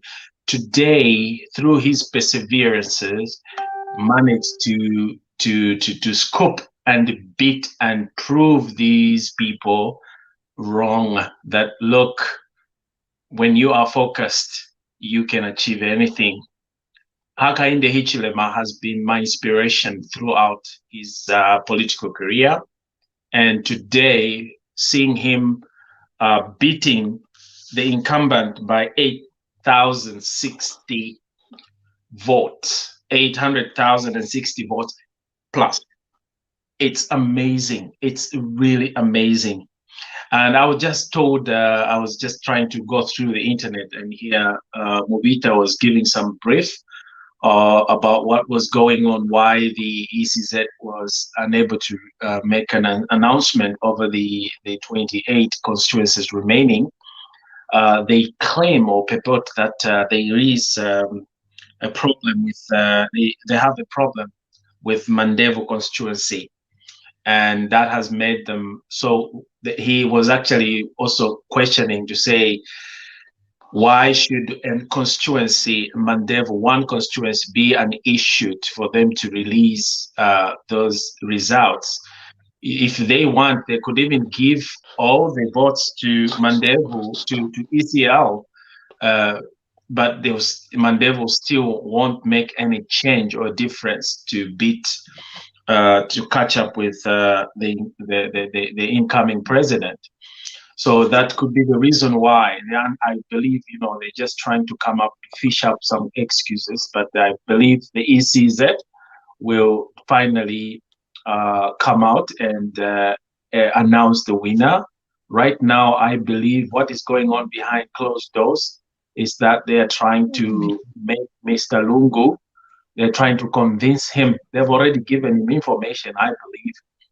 By now, he knows that he has lost this election, and is still in denial, trying to play those monkey tricks. But we have the soldiers on the standby. We have the incoming president on the standby. So definitely it won't be an issue to simply relieve this gentleman of his duties. There's one thing that I would love UPND to do when they come into power tomorrow, and I know there's a lot of expectation from everyone that everything has to change immediately. We have to see results within the shortest period of time. But ladies and gentlemen, it will take a little bit of time to undo what these guys did wrong. They have to make some investigations. There are contracts that are legally bound. The government is legally bound to, because we allowed these people to sign those contracts on our behalf. And those contracts can bear some implications. And if we don't handle them with care, we're gonna actually precipitate the whole situation and get it bad.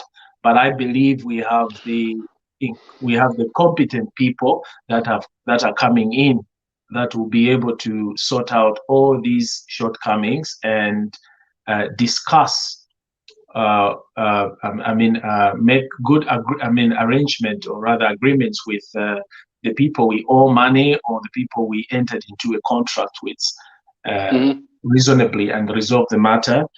And the other thing was, I was looking forward to hear that the youths, because Mr. Hakainde, we won't have the answers immediately for everyone that has no jobs, that have nothing to do, and we are so many people in this country.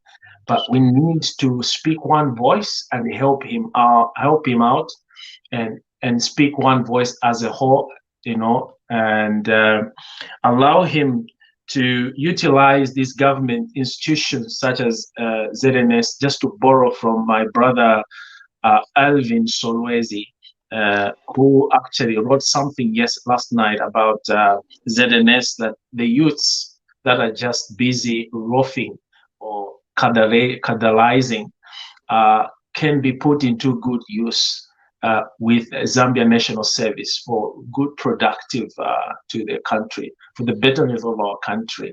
And we have a lot.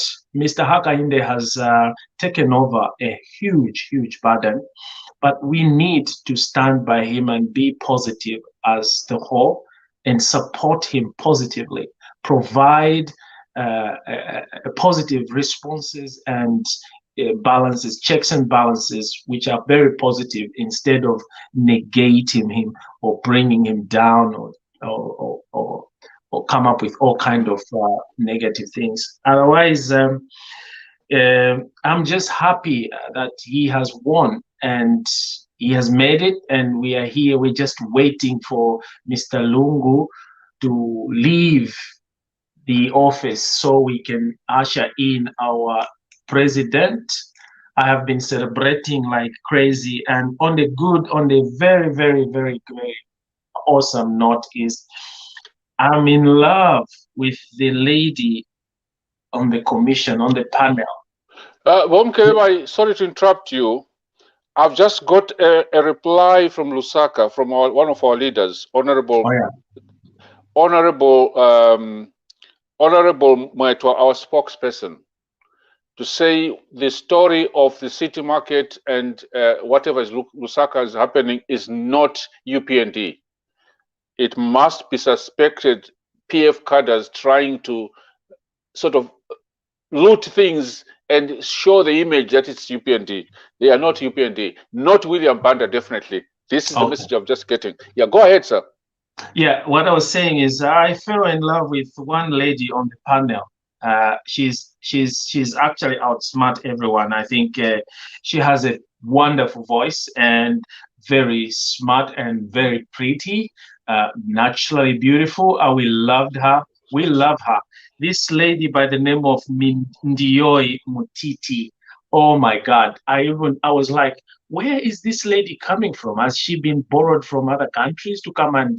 Because we've never seen such an energetic woman that would come out and speak with confidence and announce in a very confident voice, just to listen to him, even if she was announcing negative results of our president, we were just like, oh my God, this is just amazing.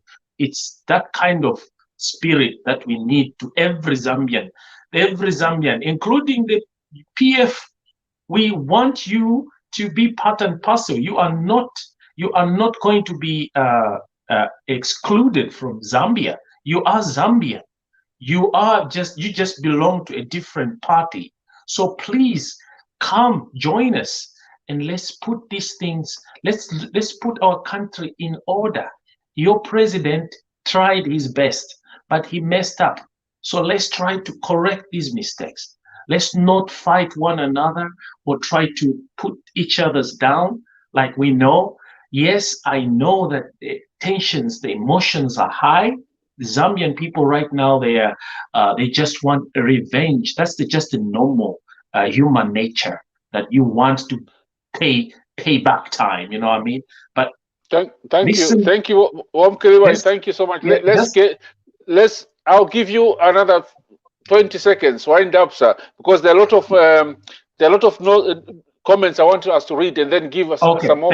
Thank you. Let's not forget that we are a Christian nation, or we are a nation of different beliefs or religion, and we just have to accept that we need peace and tranquility. Forgiveness is human. Forgiveness is the most important part. They can do whatever they did. Yes, they'll pay what they stole, if at all they stole, but we should not hold this grudge for the rest of our journey. So that's with that in mind. Let's just embrace each other and love our brothers and sisters. They are our brothers. We love them. They messed up, but we love them. They will pay, but we love them. Thank you so much, somebody says, Hezro Mono says, Ndiyoi Muliwa na Mutiti was ambassador in Japan. No wonder she's experienced, so much experience. That's the comment here. And then Kalungama Longwani says, there are issues which need investigation, especially that under this regime, there are a lot of people who stood the ground but were labeled to be UPND and retired on national interest. No, that one HH has made it very, very clear. Those were fired because they were on principles, or they were from wrong tribes, or they stood their ground. They will be brought back. And there is also another comment here. This is very personal. Somebody says there's no need for No need, this is Kelvin Machiko, no need to appoint ambassador in Canada since you're already there. I don't know who's in Canada, who should be ambassador. That's up to the president, Kelvin. All those who are retired, national interest must be reinstated back. That's Francis Warrior. Yes, you're right, Francis. We need our people to come back for those who are retired for no reason at all. Gaston Wemba says, General Chipakupaku, we equally need some industrial jobs. You are very, very right, Gaston. There's no industrialization. We are not adding value into our mukula, into our products. We need to create more industries so that we can have people working in industries. Okay? And Lister Leonard, I don't know, says Edgar Lungu is not getting a house from government. He stole his share already. I don't know about that, Lister, but the right departments of government will find out the truth. We are hearing so many things, but I can't comment about that now.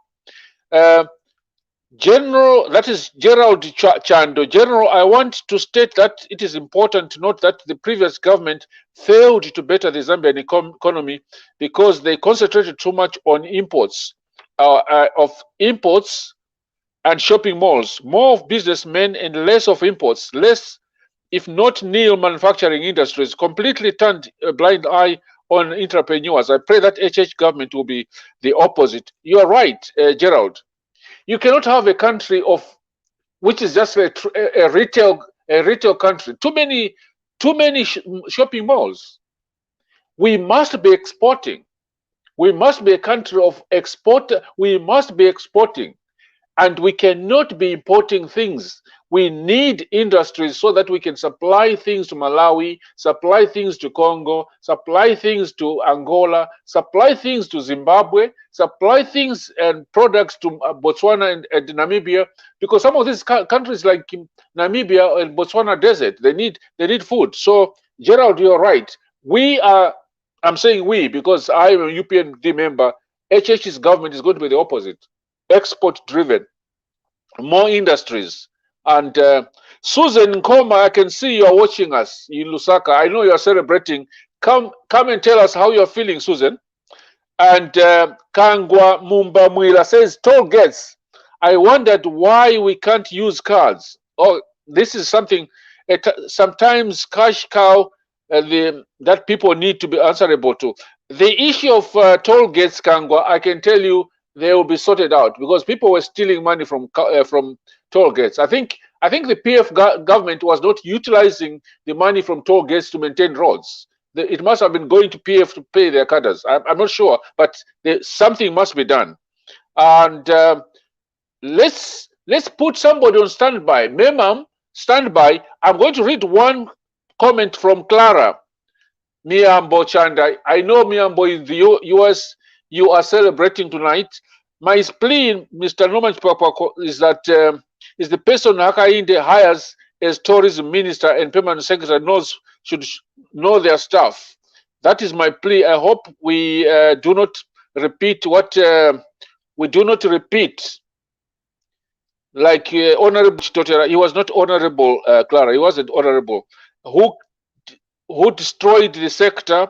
This industry brings so much in terms of employment, empowerment in international relations. It's all I ask for. Clara, we've discussed the issue of tourism. That message which you've discussed, we have got a very powerful team which was working on tourism with a clear policy. We need you, Clara, to feed into that team. You also promised me one thing, Clara, that when HH wins, you should come back. I hope you will come back. Me, I'm flying back home to go and contribute in any way. I hope, Clara, you come back so that you can help us work on tourism. Let's go to Miman. Miman, where are you? And tell us how are you feeling and what do you think needs to be done? No, General, good evening. I'm in Zambia. Okay, where in Zambia are you, sir? In Lusaka. Oh, fantastic. What is happening in Lusaka? No, people are very happy. You know, things are happening as we speak. Yeah. Yeah, I just want to indicate a few things, General. You know, one of the foibles that African communities are faced with is the aspect of, you know, the pursuit of, you know, leaders with integrity. Yeah. And I think I had mentioned to a number of individuals that, you know, it's not good to give a person absolute power, because these are issues that people tend to, you know, what I've seen and what is happening, I mean, what used to happen, because I know that this man who has just managed to win with the resounding winning, you know, we are not going to see such, you know, behavior again. And it must be the first and the last time to have people run the government in this manner. You know, what it is that I know is that when you are leading people, because people must be led by other people. Now, the most important thing is that a leader must have a vision. And that vision, what is important is that you must have a personal stand. And having a personal stand is to have what we call the personal power in the line of excellency. And that will bring about causing alignment. So you realize that this is what we lacked. And things were just, I don't know how I can put it. And I think I'm in communication with you, General. There are so many things that I cannot share on this platform, which we have a lot of contributions that we have to make in order for this Zambia to see, you know, the brighter, you know, we have a lot of things. Zambia, we are only 18 million. And we have a lot of natural, resources that we have. And I used to tell people that this man, because a lot of people used to, you know, doubt, I indicated to them to say, you see, there are people who are disciplined.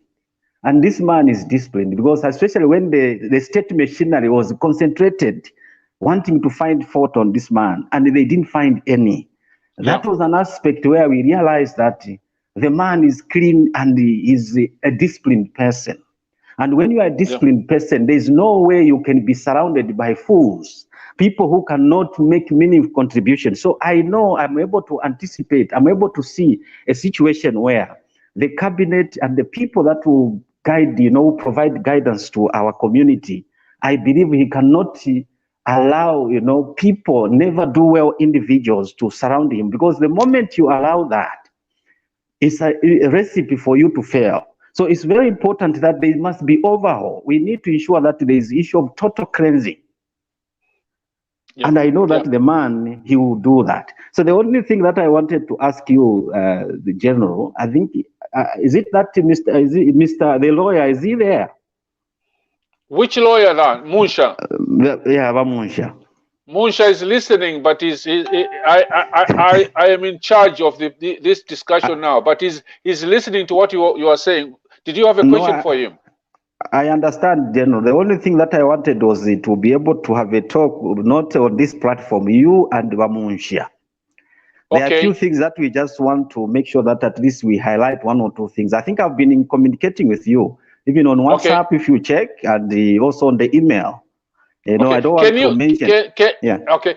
I know that a lot of you people, this is the time to say thank you to a lot of civil servants who have helped us to give us, you know, to give us some very interesting information of what was happening. And if you are one of those civil servants, if you are one of those people working in the government, and you don't want to discuss just inbox me and just remind me to say this is the discussion we had. If you've got anything, you know, this is the time for us to rebuild our country. Exactly. And we need everybody. We need everybody to contribute in their own way, using the skills which you have to try and rebuild this country. So please send me a message now. Just remind me, and then I'll send you. I will arrange a meeting with Musha. And if there's anything you want to go to the UPND team through the President's office, the Secretary General's office, our officials, I will pass that information without any problem, because that's what we want. We want a government of all citizens. Yes, just to wind up, General. I think you remember had sent you some email, and I think yesterday I was trying to call you on WhatsApp. We do chat, here and there, and there are a number of things. I think I highlighted to you the health sector and education. Those are my interests that I have, and there are so many things that are going on which need to be corrected, and we have answers so that we can help. I'm not part of you as I'm non-partisan, but the fact of the matter, we understand what governance is about. So we need to just give you some contributions, and there are things that we know that people may not know. So it's always important that you understand so that you know how to go about certain things. Well, there are a lot of things that people may not know, which need to be known. Yeah, so it's very important that I'll be able to just send you a WhatsApp so that you're able to make sure that you take note of that, so that we are able to, we have solutions to certain things. Of course, we are on the other side. We are not yet joining politics, but we just want to use our, our expertise to help and make sure that we want to see our nation to be great. Okay. Thank you so much, sir. Please get in touch with me, and we'll be very, very grateful. And Munsha will be very happy. And the UPND team, I know that the president, starting from tomorrow, he will be busy, but whatever information which needs to go to him, it will get to him. Now, let me read a few comments here. I would like more people to join us tonight so that we hear what is happening. There's a message here which is sad. Bina Daniele Bell. She says, my daughter at 32 years old was retired on national interest due to being married to a UPND member. That's sad. That is really, really sad. This is sad. This is really, really sad. Okay. And then there is a question here from Felicitas Muntanga. Also consider, you should consider promoting civil servants who have been upgrading. These are some of the issues which will be looked at, Felicitas, but they need to look at the whole policy. The whole civil service is just, to be honest with you, it's a complete mess. So there will need to be a lot of work. Devi Inevitable Moyo says, what do you plan for about 8,000 clinical officers who are jobless, Mr. General? 8,000 clinical officers who were not employed. That's serious. That is very serious. We can't be playing around with trained people and we can't employ them. So that is very serious. So what I can say, Dave, there will be a serious review on the manpower.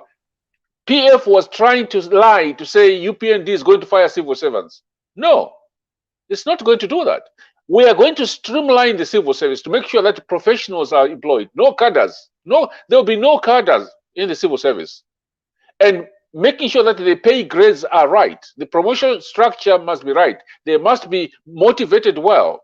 But there will be no cadre in the civil service. Because if you recruit cadres into the civil service who are not qualified, you are actually frustrating professional people. I will tell you, we had a permanent secretary, Minister of Defense, who was permanent secretary, Stu Dimwale. I don't even know whether he had a grade 12 certificate. I'm not sure. You can't have people like that in the civil service. At least somebody must have a qualification, must have some experience. Okay? Somebody says, Mishek Mwape, kindly share the contact or ID mail for General Chipokpok. My email, Mishek, contact me through inbox Facebook. I'm unable to come through on TV Bakwetu, but I have a lot of development ideas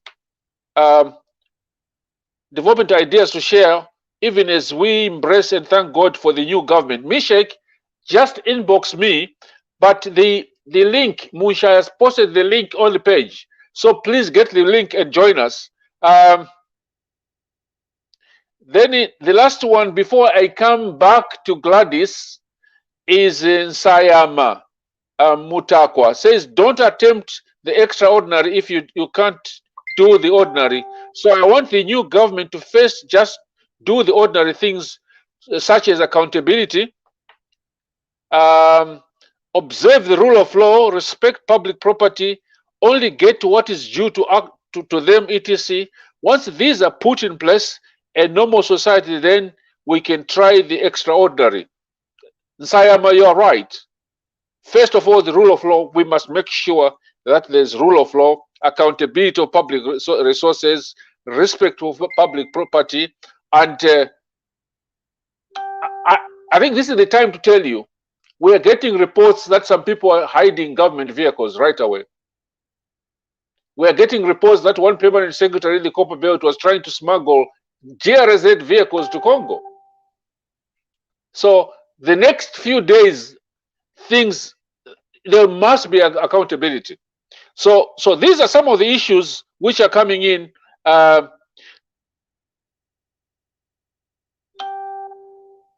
Somebody says, Jane Banda, Moses Banda, please, saved in MMD, look for new blood. Please don't recycle. There are so many people you can look at. Not Moses Banda, they were during Manawasa. I didn't say appoint Moses Banda, Jen. I said there are a lot of economists who can be consulted. And after all, I'm not the appointing of authority, Jen. I was answering somebody who said, let's consult experienced people.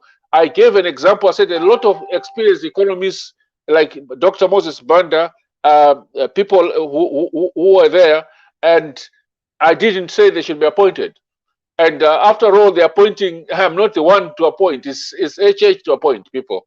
So the thing I can say that we've got a lot of experienced people and a lot of honest people, new, young people, and old people. They are there. They just need to be put in the right positions. And I'll give you an example of Moses Banda because he's my personal friend. He is an experienced person. I'm not saying he should be appointed because I don't have that authority. I'm just saying he's an experienced person. Peter Magande, same. A lot of people who are there, honest people with integrity. People like Moses Banda is a person of integrity. I know that. So let's go to Gladys. What else are you hearing from Lusaka, Gladys? Yeah, I think it's the same thing where the president was crying foul that that there's been violence, and my comment is that the action of the president that is crying about the recent life which is lost, may that person rest in peace. I think it's just like a child who's crying for goodies and point to say, why are you crying? And then you point at the nearest. I say, oh, it's because this one has done this to me. And then in the actual sense, he's been quiet about many lives which has been lost, or, be it in UPND or be it in PF. But now that things is facing the reality, now it's starting to cry foul. And I for one, I would say he's crying over the goodies he will miss when he misses all the powers which has been holding on to. And this is the thing I was saying, that if I wish that UPND would look into it, that the misuse of manpower, too many vehicles escorting the president. Yes, the president has to have security, but not too much. Most of the diaspora, you know what goes on in the first world countries, that you don't see that kind of convoy behind the president. It's a misuse of resources. It's misuse of the state machinery. That probably that has to be reduced. And if one car can carry 4 or 5 passengers, you can have maybe 5 cars. What is the need of having 10 and more cars just escorting the president? Yes, he needs to be escorted, but not so much.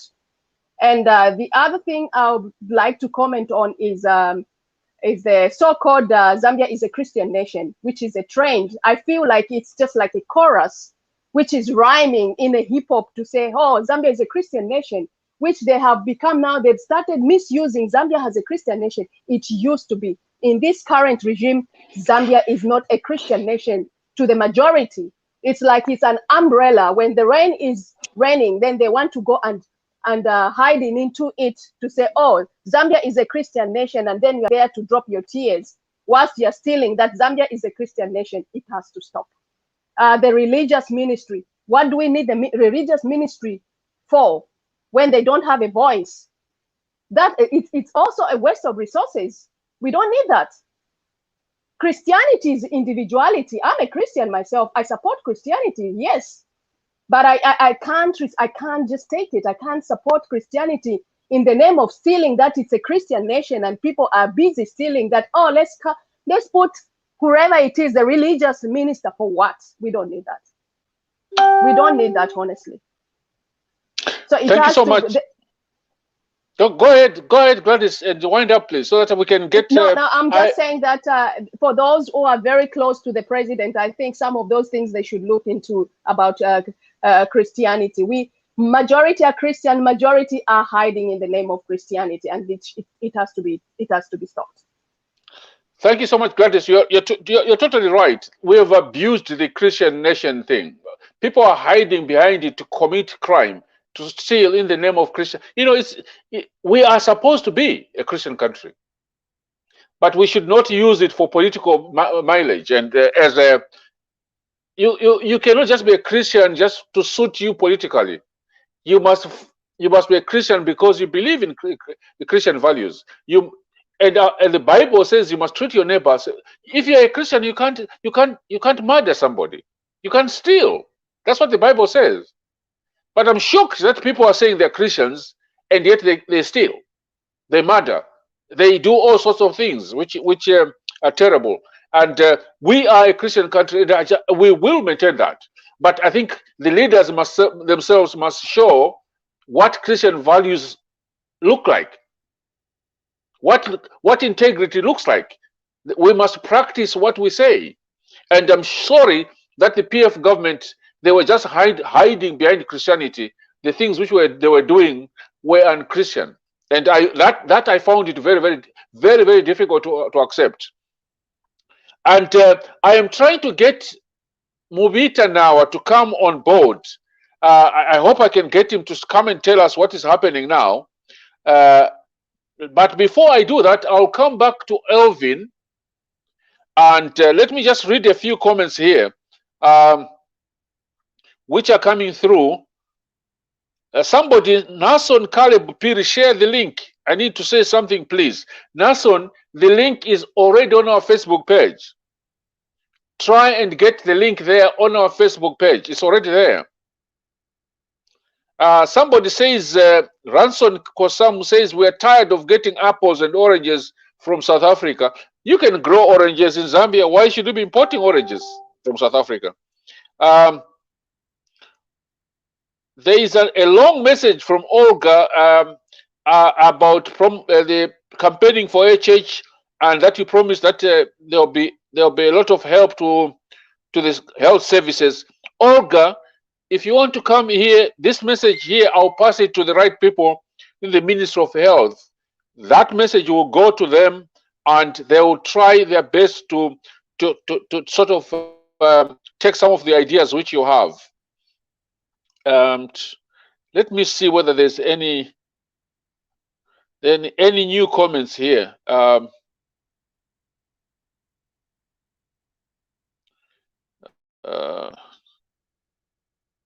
Let me see. Okay, let's go to Kelvin. Elvin, what are you hearing? What's new?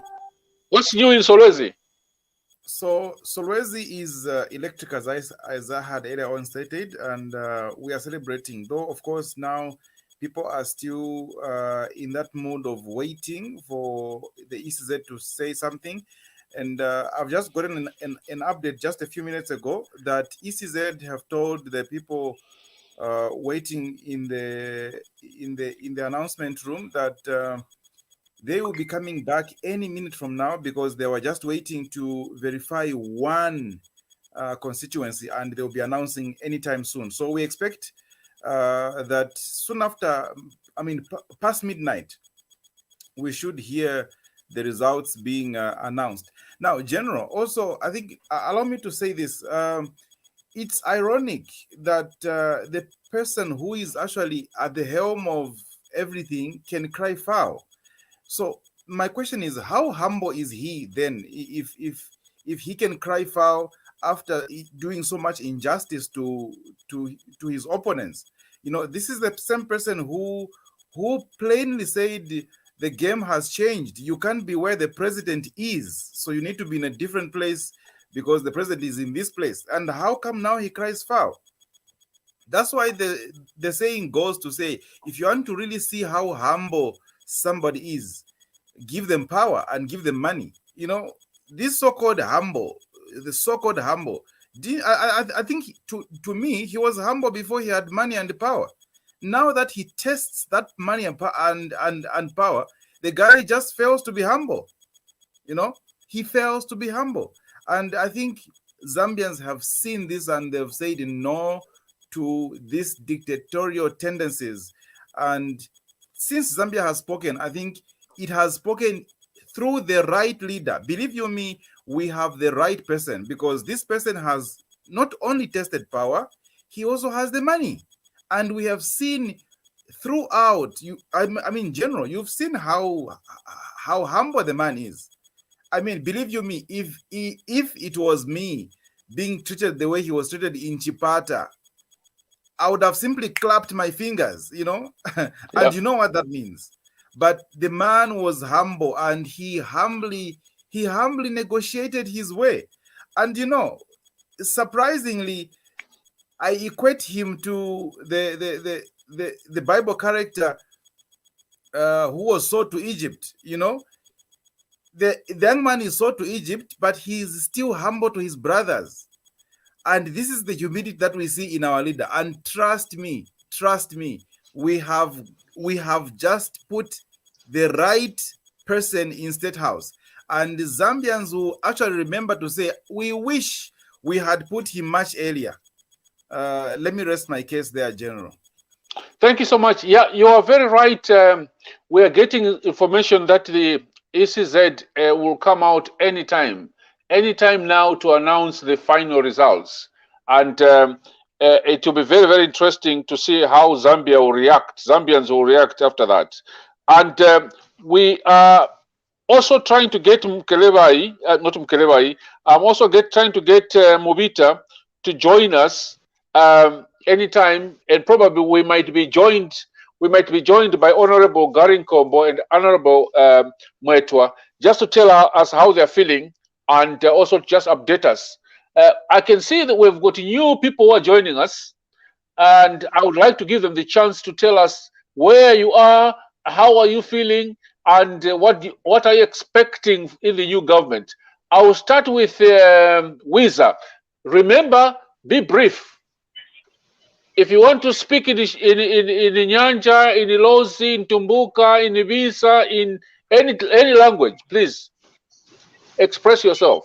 Here we have no rules over language, any Zambian language, as long as you don't insult anybody. Not even Umwini Sushi, don't insult him, because I know he's not sleeping, he's got high blood pressure right away. So let's start with Hastings, Munanga, something I can't see. Hasti, unmute yourself. Mangandu, yes. Yeah, go ahead, sir. Where are you? Good evening, everybody. I'm happy to join the show, and I've always been longing to be part of the show, and today is my day. I'm happy about what is going on in Zambia. Everybody in Zambia seems to be enjoying the moment of time we are in. It's never been easy. It's been where are you? Where are you? Are you in Zambia or are you in the diaspora? No, I'm in Congo DRC. I'm a truck driver. So okay. I'm just watching you from Congo, Kolwezi. Wow. Sure. So Zambian truck drivers even watch TV back. This is good news. I love this show to my bone marrow. I love it.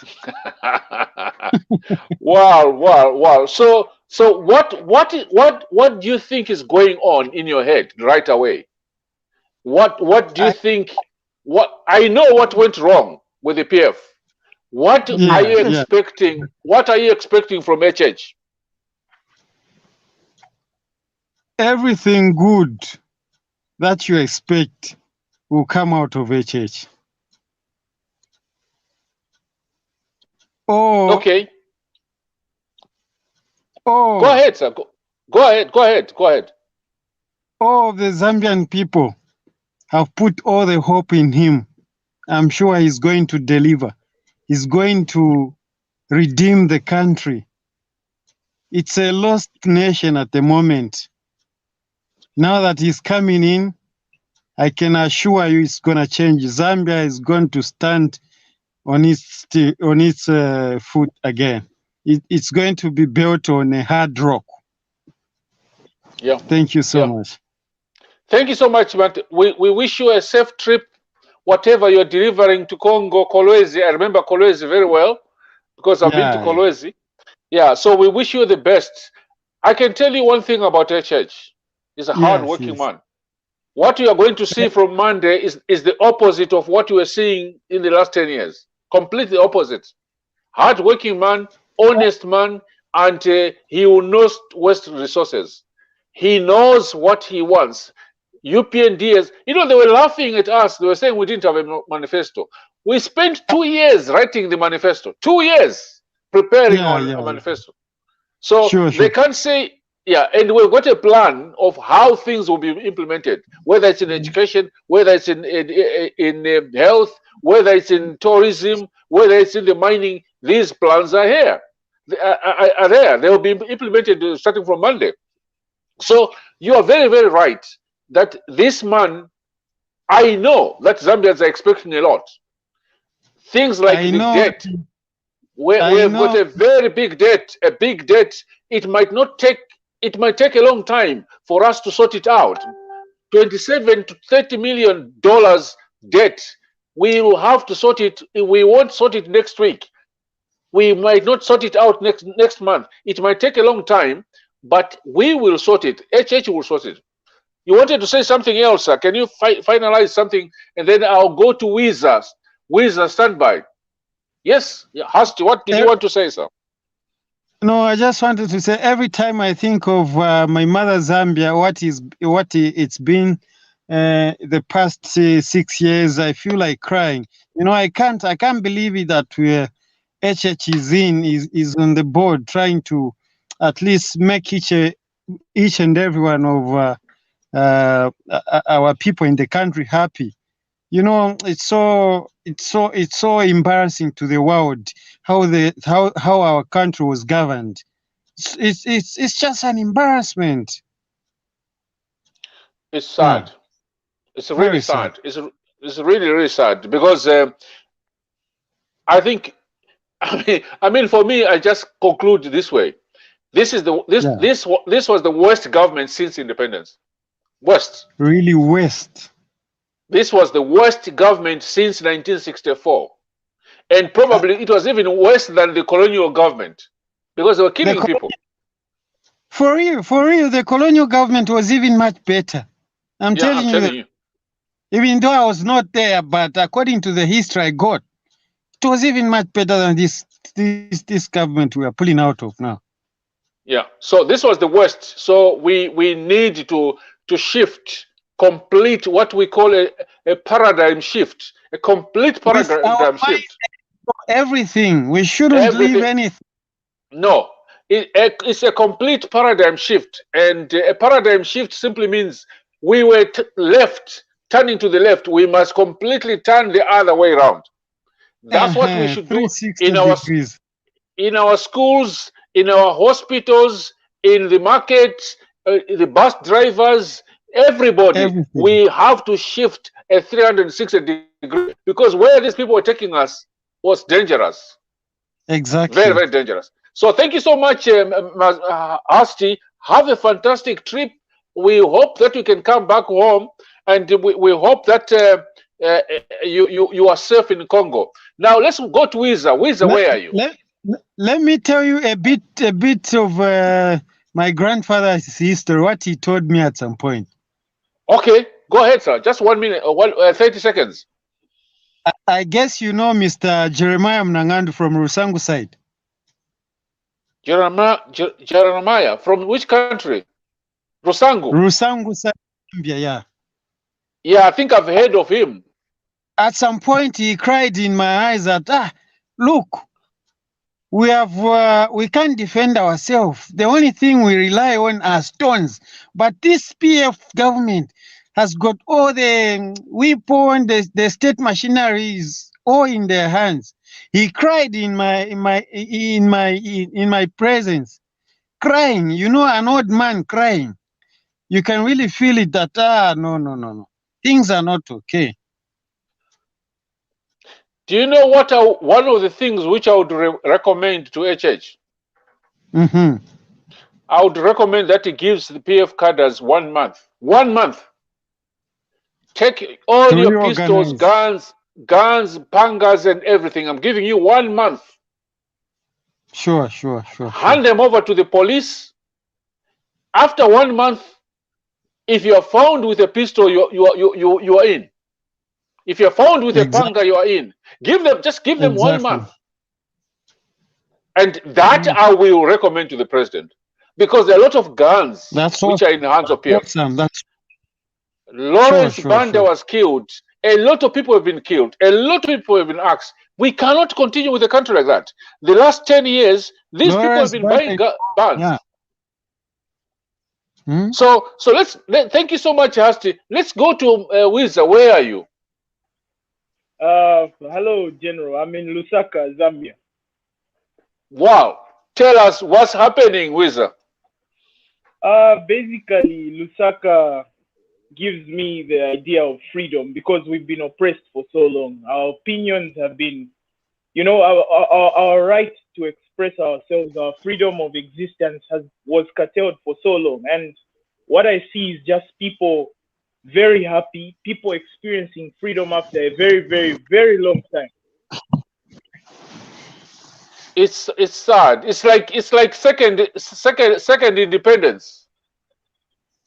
Yeah, second independence, because I think what really scared me about the previous regime is how the arrogance in which very individuals in very key positions would display. Let's say when they are being interviewed, how people would tell us they'll break our legs.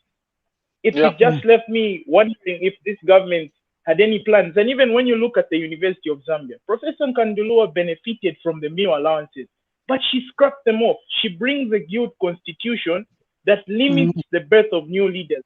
And under this new regime, I feel Hakainde Hichilema has, the reason I respect this man so much is because this is the beginning of a new dawn.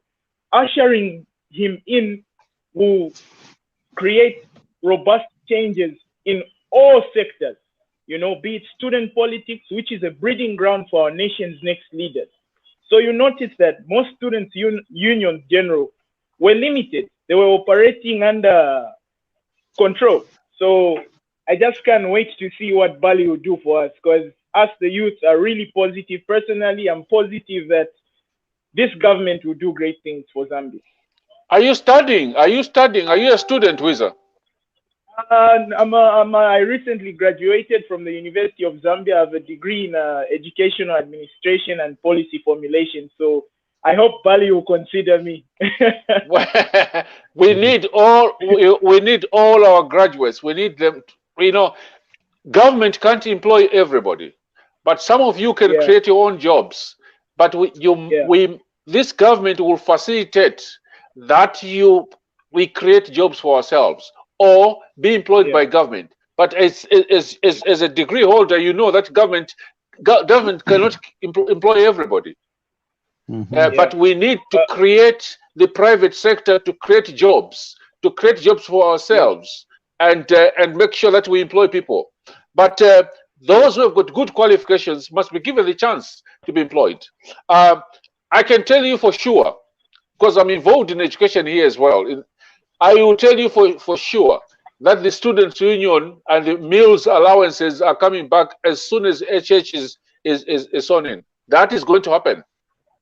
Because it's nonsense. It's complete nonsense that you stop students' unions. That has never happened. Every university, every good university in the world, Oxford, Edinburgh University, Harriet Watt University, my university here, all the universities in the world, the students' union must be there so that they can feed, first of all, to organize themselves, but also to feed to management, feed them their concerns to management, their suggestions to management. And you cannot have students without meal. They won't concentrate. Yeah. And I can assure you, there will be a radical change in the Ministry of Higher Education. Yeah. And I can tell our viewers there will be a serious change on the curriculum itself. I will tell you, because I mean this sector here, there's no research and development at the University of Zambia, no research in any of the universities. We must, this is the time for us to have proper, enough research. Yeah. And go ahead, sir. Yeah, General, I was actually thinking, you know, I was looking at the University of Zambia. You know, we've got so much potential to make our degrees very competitive in the southern region in Africa because of our location.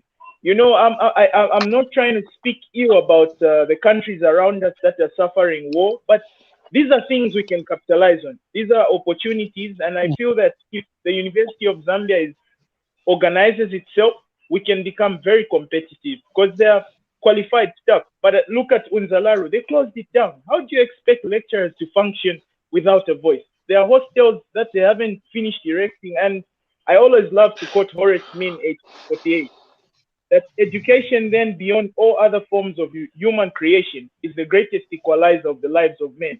And the previous regime did not focus on education. So automatically, you know, they had no plan for us, because when you educate people, you train people on how to think, not on how to get jobs. And I believe after reading Bali's manifesto, I just can't wait to see how he'll, you know, run that sector.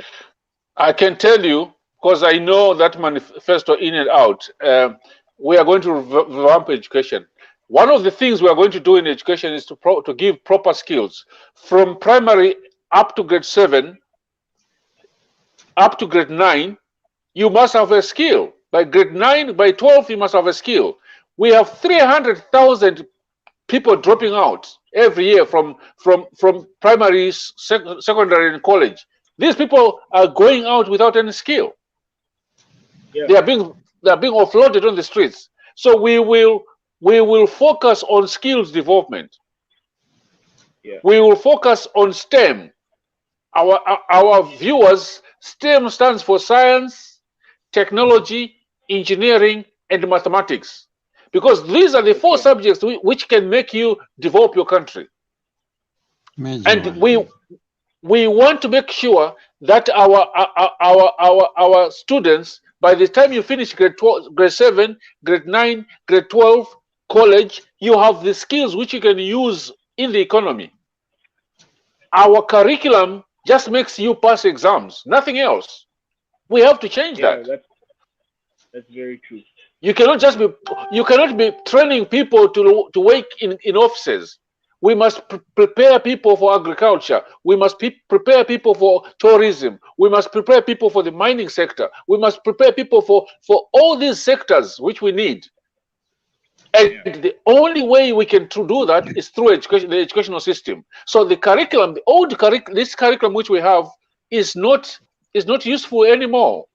We must be competing now with Rwanda. We must beat Malawi. We must beat Angola. We must beat Zimbabwe by having good education. That way, then we can start getting students coming from these countries, because the quality of education in our country will be better off. So I totally agree with you, Wiza. Anything else, Wiza? What are you looking forward to when the HH is on in? You know, I'm just looking forward to unity, because I feel a lot of atrocities were committed. I have friends at the university and just friends who've been oppressed, but I also think it's important that the new regime galvanizes the energy, makes Zambians understand that we are one, because the past regime really used tribalism as a campaign strategy and split people and turned brothers against brothers. So in order to develop, no matter how progressive the new regime's ideas will be. As long as we don't get over and rise above what was done to us, I think we will have a problem. So I would like us to commit or let the law take its course on bringing offenders to book and bringing them, making sure that they account for whatever it is that they want us to account for. But at the end of the day, it's one Zambia, one nation. My comment is that a church is committed to, you know, if you were listening to the campaign message for UPND, which we put in just before we launched our manifesto, was to reunite and rebuild. Reunite and rebuild a prosperous Zambia. And that simply means that all the tribes are equal. I think those of you who have been following me from Bakwetu, one of the most difficult times was to hear people talking about, because that really upset me. Because you cannot pinpoint one tribe and say they are bad people or good people. You know, that is one of the worst things which Mr. Lungu did to our country, was trying to do to our country. But have you seen how the Zambian people have responded? Yes. The response of these elections is a lesson to Mr. Lungu. We cannot allow any other leader to divide our people. That's the most amazing part. I'll give you my example. I've got children who you know, I've got nieces. I've got nieces from all the tribes. I've got nephews from all the tribes. My sisters are married to different tribes. How do you then divide people? How do you then divide people and say, no, the people in Southern Province are bad people? You know, that is one of the worst things which Mr. Lungu did. And he was supporting it. He was supporting CK. That is not going to happen under HH. It's not going to happen. That will never happen. If you look at the permanent secretaries, look at the civil servants, look at the diplomats, they were basically from two regions. You can't allow that. Are you telling me the Losses are Dao people? Are you telling me the Kaundes are Dao people? Are you telling me the Lundas are Dao people? Are you telling me the Tonga? No, you can't say that. So I can assure you that HH's government is going to be made of people of merit. You will get an appointment because you qualify to, not because not because of your tribe. So that is what I can assure you is the complete opposite. That's what you know. That's why they didn't want you this money in, because it doesn't think like them. That's why it was the last 2 weeks.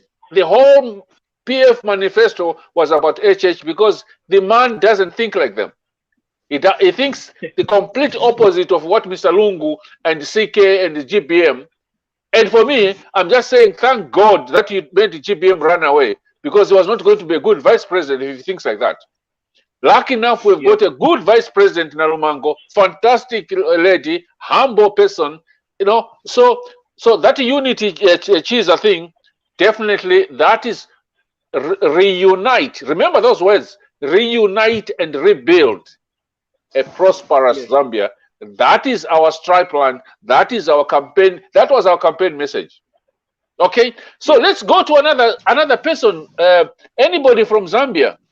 Let's go. Womkelebai. What are you hearing, Womkelebai? What's new? Wow.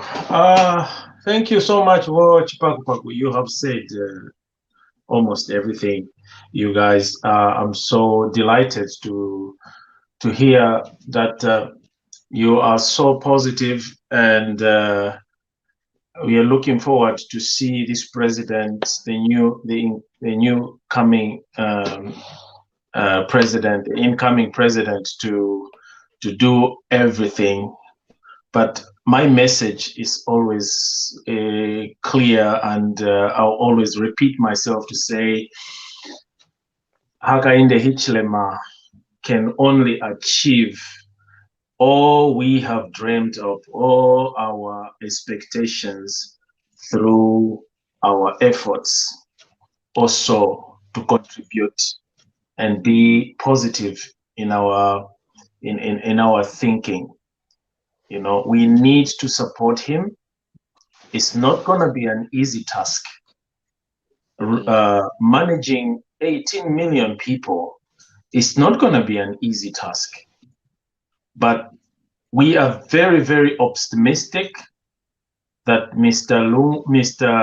Hakainde Hichilema is not like Mr. Lungu. And Mr. Hakainde Hichilema is the person that is very calm and very investigative. He thinks through what before he does anything, and he assesses the dangers or the do's and don'ts before he embarks on something. And we can tell that with such kind of mentality, he will be able to make good decisions for the country, and we are going to benefit a lot from him. But he cannot do this alone. Yeah. No, he needs our effort, our input.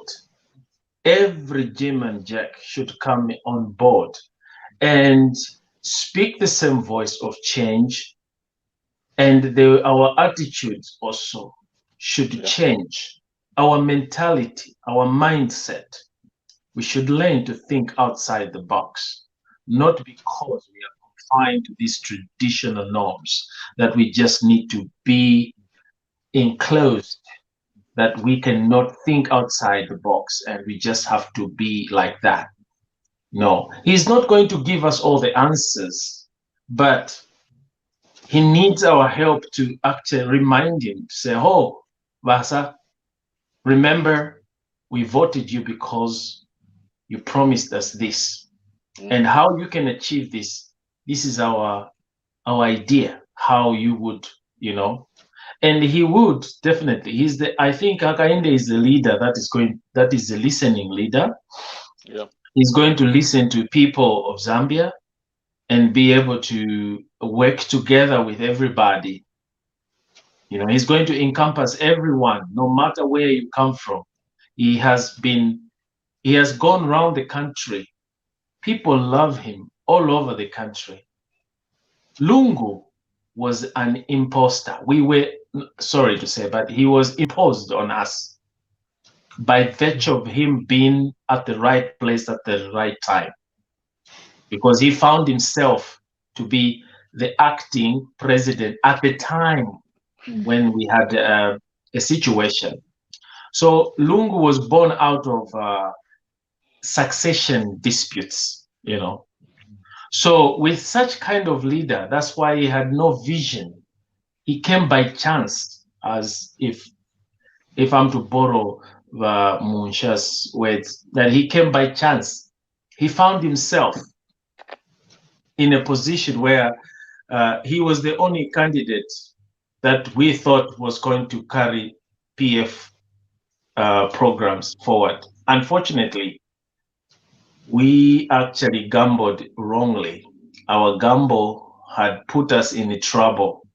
And we have to not to blame him completely, but we have to also be able to blame ourselves that we contributed to the downfall or to the situation that we are in today because of our lack of foresight. We ought to have seen this coming.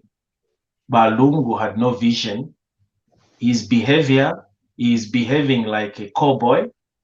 He has never come out. We have spoken a lot about his negativity. We know it all. We know his weakness. So that the future leaders are going to have learned a lot from this, from his mistakes. And I don't think Mr. Hakainde Hichilema is going to repeat what Lungu has done or going to go through the mistakes Mr. Lungu made. No, Mr. Hakainde is above. We expect him to go above that. So I'm so delighted to hear the young men and coming out educative, very optimistic. The truck driver, you don't even fit to be a truck driver, my brother. You have a I love the way you articulate points, and you just found in yourself in a situation that you have no choice but to do what you're doing. I believe you have a very serious dream that you've been wanting to accomplish. But with this leader in place, I believe you are going to achieve your dream, my brother. Don't worry. You cannot be a truck driver for the rest of your life. But remember this. You are what you are, and you are happy in what you're doing. You're able to feed your family, you're able to pay your bills because you are result oriented, you're a hardworking guy, and keep up the spirit, because whether you're a truck driver, plumber, carpenter, you are worth a million. You're worth to be recognized and promoted for what you're doing. You're doing a great job. Plumbers here where I live, they're the richest. Very expensive. Very expensive. You can't hire a plumber. Yeah. You can't get a plumber here. Go ahead, Womkreba, go ahead. The fishermen here where I live, they're the millionaires just to go fishing. But to Zambia, mulawaseka. Ichi fishermen. Uyu ni jombolola matuvi. Mumusek. Here, they are our angels. They save us. They earn more money. They are happy. They go on holidays. They can travel all over the world. So truck driving too, they make more money, my brother. So do not be intimidated by people who may try to bring you down because you are in a profession that is feeding your family, that you are happy with. So just be content in what you do. But your dreams should not be limited. Your dreams, you dream high. You're going very far.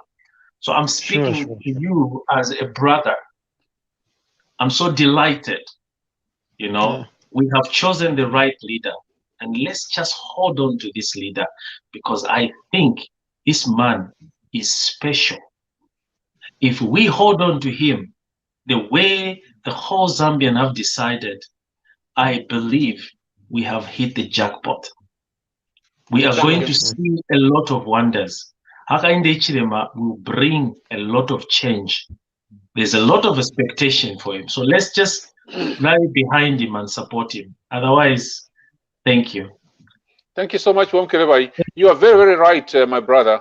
Zambia needs carpenters. You need truck drivers like head, because you are the ones who are getting the economy running. The goods are coming and going out of the country through truck drivers. We need good carpenters. We need good bricklayers. We need good farmers. We need good plumbers.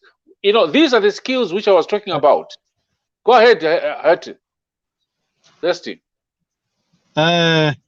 Sure. You are right. I'm not just a truck driver. I was born in a family of farmers. My grandfather was the first black farmer in Southern Province.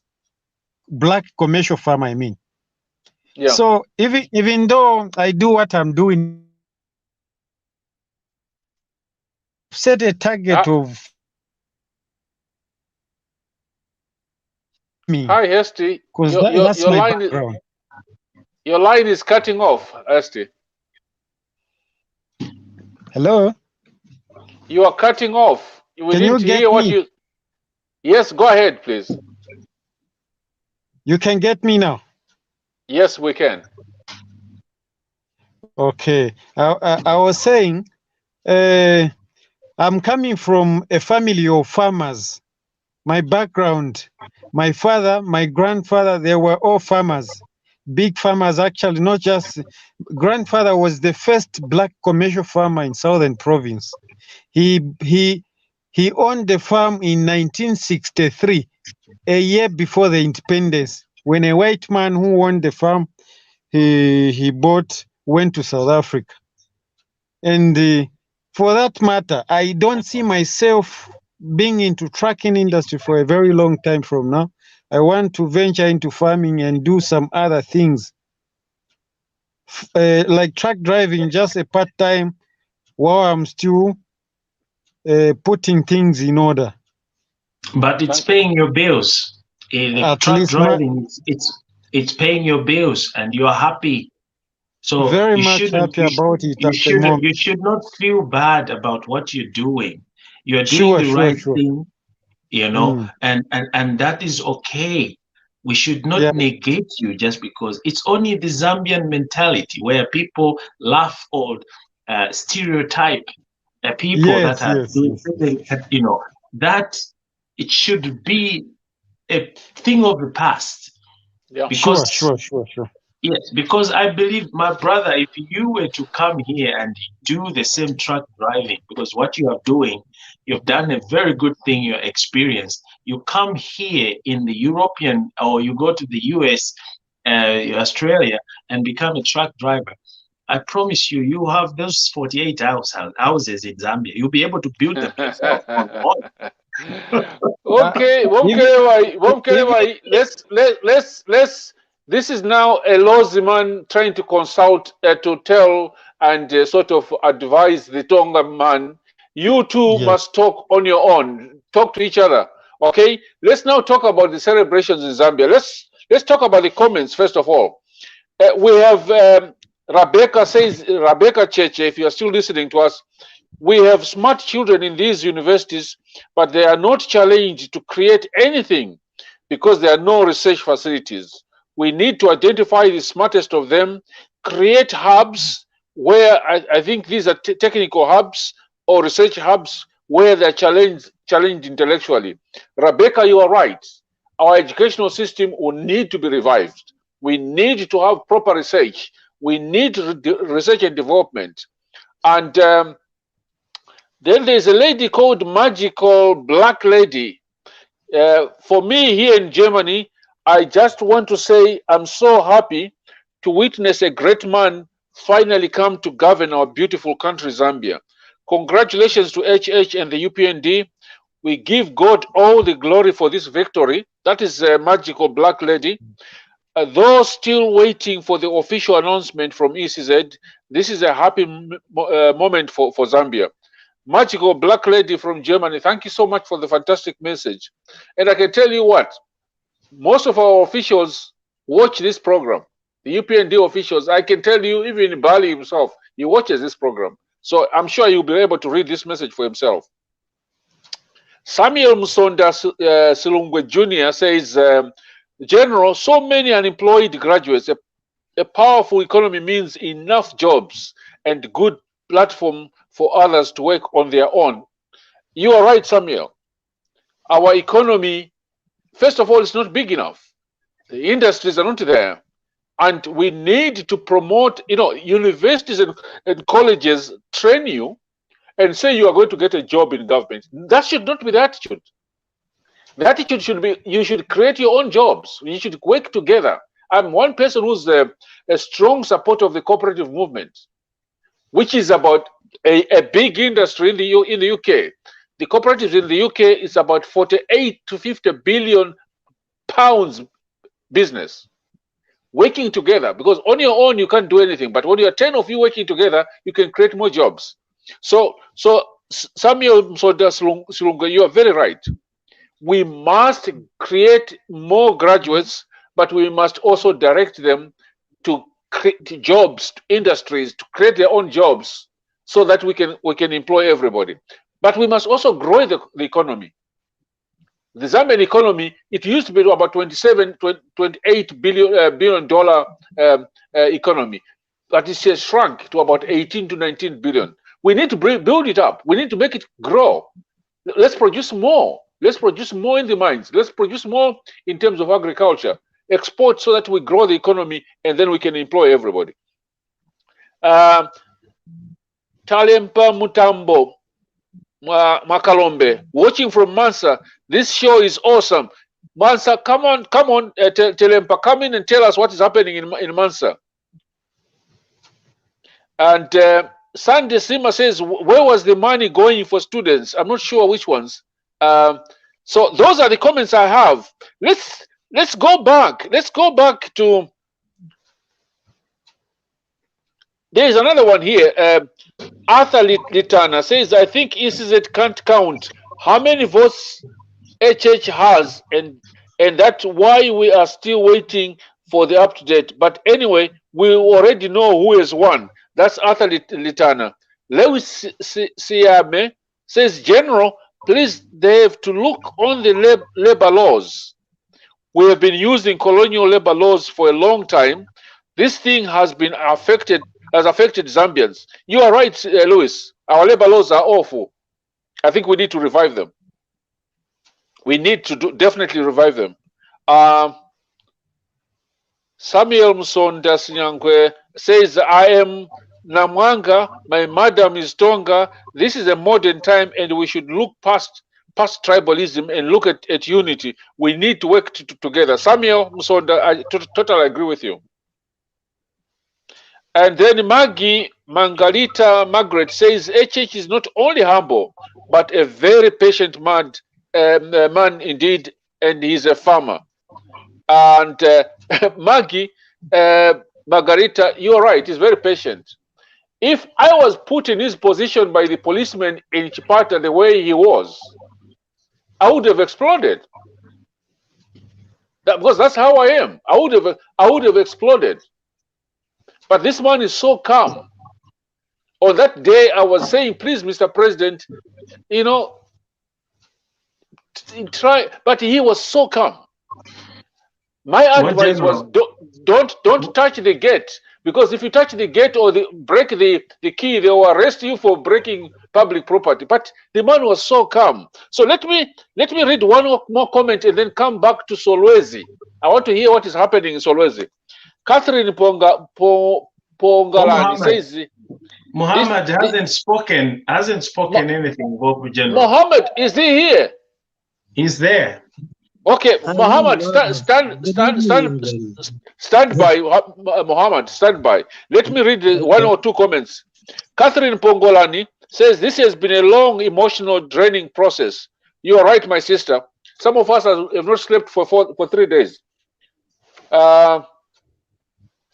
Somebody says Melvis Alcina Monde says I almost wanted to start lecturing Kadarism. No, Melvis, there'll be no Kadarism. That's the end. It won't happen. Okay, we won't have Kadarism. Okay. Philemon Palatema says, hi people, I heard that Mr. Kambwiri has already run away. Where has he gone? If he has come to the UK, we'll make sure that he comes back. If he has got any cases to answer in Zambia, we'll send him back.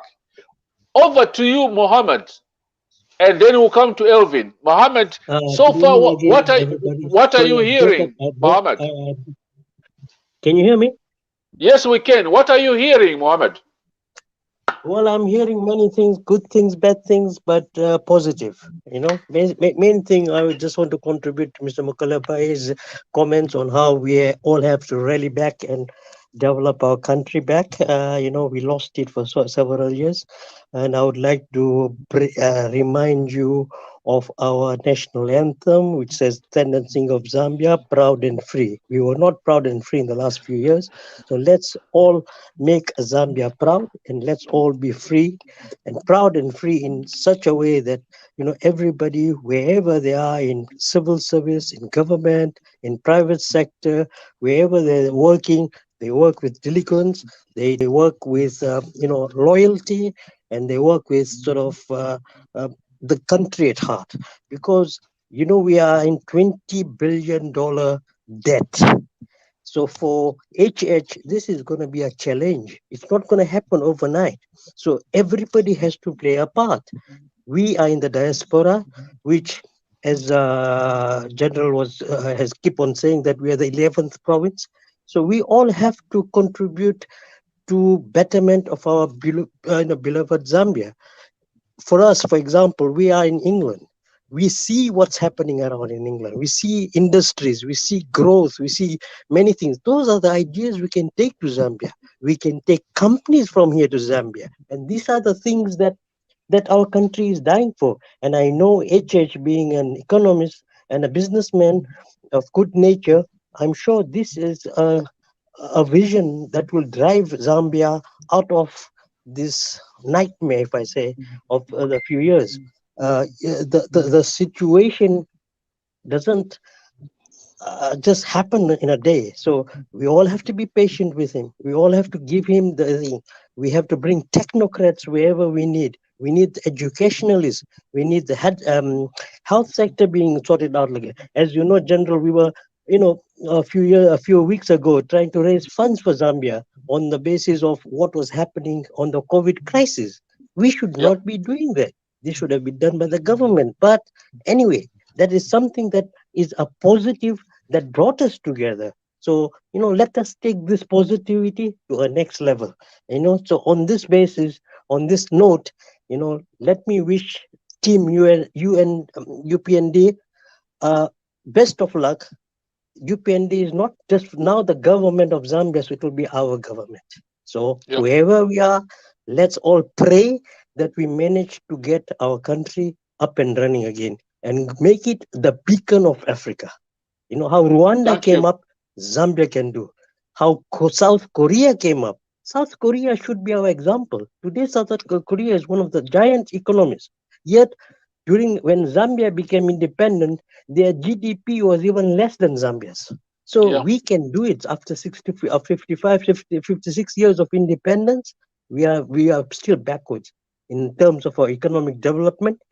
This is a challenge, and this challenge goes to each and every individual. The guy who is serving on the counter as a waiter, the guy who is driving a truck, who is in DRC at the moment, whatever, they all have to play a part. They have to be loyal. We stamp out corruption. They do not pay the police guy. They do not pay nothing. We just have to do this. This comes from each and everyone. We all have to play this part. Wherever we are, we have to play a part. This is the time to give the leadership that's coming our backing. And if we do this in a loyal way, in an honest way, in a sincere way, our Zambia will be beloved by everybody. I'm in Leicester at the moment. The amount of publicity just by one player, Patson Daka came. Everybody wants to know Zambia. Everybody here is telling, what's Zambia like, and things like that. We're already in the map. So we can tap that resources, So, we pray for Zambia to better itself, and we hope for the best. General Chipakupaka and your team, you have done a wonderful job to enlighten the diaspora, to enlighten the Zambians back at home, and all your panelists that keep on coming, they sacrifice a lot. Hats off to you. That's it. That's my contribution, Mr. Mukalabai. I hope you appreciate it. Thank you so much, my brother from my other mother from Chipata, Zikom. And Zikom Mohammed. Thank you so much for your always good contribution, always working hard for Zambia. For our viewers who don't know what has happened, this man has worked very hard to try and help during the COVID, to save lives in our country. And thank you so much, Mohammed. We'll speak to you tomorrow when we hear the latest. Beauty, you're still there. Before I bring Elvin, and probably before we wind up, we have another 15 minutes. Let's hear from Beauty. What are you hearing, and what have you got coming through your mind after all these discussions? Hi, General. I haven't heard anything, just like yourself. I agree with everything that Muhammad had said. We have to stamp out corruption. We also have to remember that we have the youth that we've talked about in employment. The Chinese, when they're coming in as investors, we should make sure that they don't bring anybody with them, because we've got people that can do a great job in Zambia. The Chinese bring everybody, including a cowboy, with them, even the dishwashing person. We don't need any of that. That can stay in China. We need to know how much we owe the Chinese government before anybody leaves office. That has to be clear, because if they've defaulted in all these loans, how much of the Chinese loans have we defaulted to? You know what I mean? All that has to be put into consideration. I've found Mr. Shindano to be very, very rude, very, what's the word? Very kind of a dictator of some sort, right? Even when somebody's trying to ask a question, and he's full of himself. He's busy trying to lecture us while we sit all day and night waiting for these results. Unacceptable. I remember when a few years ago when HH was in South Africa speaking to Maimane and the press there, the one thing that he said, he talked about was the ECZ. I think the first thing that HH should do is get rid of those people when he comes in. I don't know how they come in, how they're brought in, whether they're appointed or they're elected. Every one of them should get out of that office. Let's bring in new blood. We don't need the likes of Shindano trying to lecture all of us. We don't have the time. That Zambia is a Christian nation. It's a democratic country. Those are some of the things.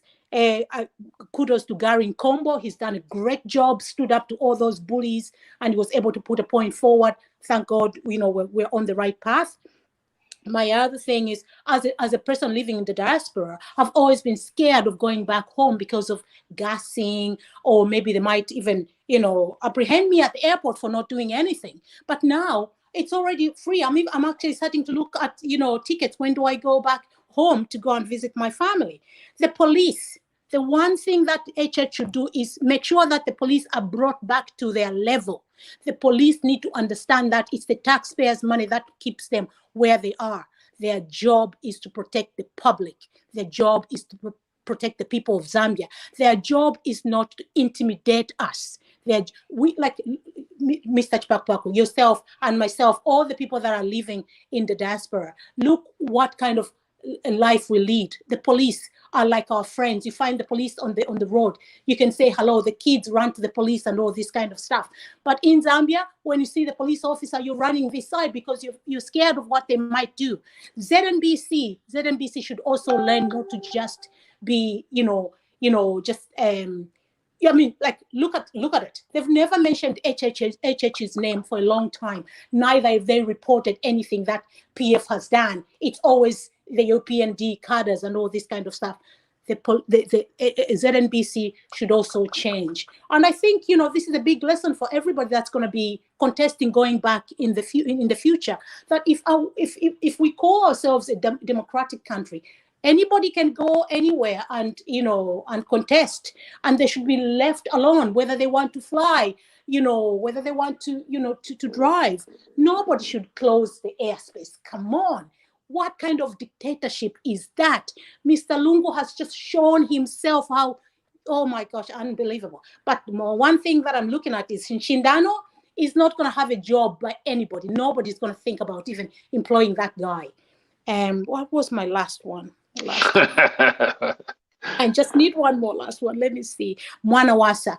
I think HH should go back and look at who did Manawasa work with. Manawasa's team should help HH to bring in those new policies. Look, get rid of all those old policies.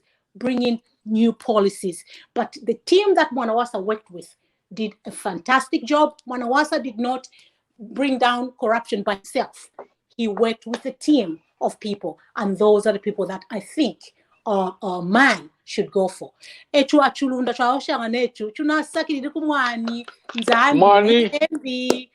Money. Thank you so much, Beauty. You've raised a lot of points there. Shindano is one of the rudest people. I quarreled with him over the diaspora votes, and he was so arrogant and so rude. Really, really rude. I found it very unbelievable that we had people like that. And the other points that you have raised are very, very genuine points, and definitely they'll be followed. The ECZ is appointed by the president. What I can tell you is that the law is going to be changed so that the ECZ commissioners are appointed by stakeholders. The political parties, the churches, other stakeholders must have a commissioner there. Because the current ECZ is made of people who are just partisan. Yeah. But if we allow There's Go one ahead. thing that I really forgot to talk about. You know, this thing about us getting people from all over the, like somebody talked about church. It's very important for us. Zambia is a Christian nation. I absolutely agree with that. But why is it that we only believe in other people telling us messages from God? Like, do we not pray from the same God? Which God do they pray for, to that superior that can tell us these dreams that they have? Tomorrow, oh no, Lungu is going to come in as the president. Tomorrow, HH, this and that and the other. All this nonsense that's going on. You know, like, why are people so desperate? Oh, Nigeria is the only place we can listen to. TB Bloody Joshua is the only one that's going to tell us what, you know, what dreams, what, you know, we're all Christians. Please stop bringing in those people from outside the country. They're the ones that are coming to destroy our country. We can be apostles. We can do whatever we can ourselves. Let's not bring in other people to come and ruin our country in the name of Christianity. Thank you. Thank you. Thank you so much. Thank you so much. Good day, man. Elvin, 1 minute. What's happening in Solwezi? I've got 3 people who have joined us. I've got Mumena, I've got Laundry Nantala, and I've got Moses here. So please, Elvin, what's happening in Solwezi and what's new? Has ECZ announced the new results? Yes, General. ECZ hasn't announced the results yet because they are still consolidating one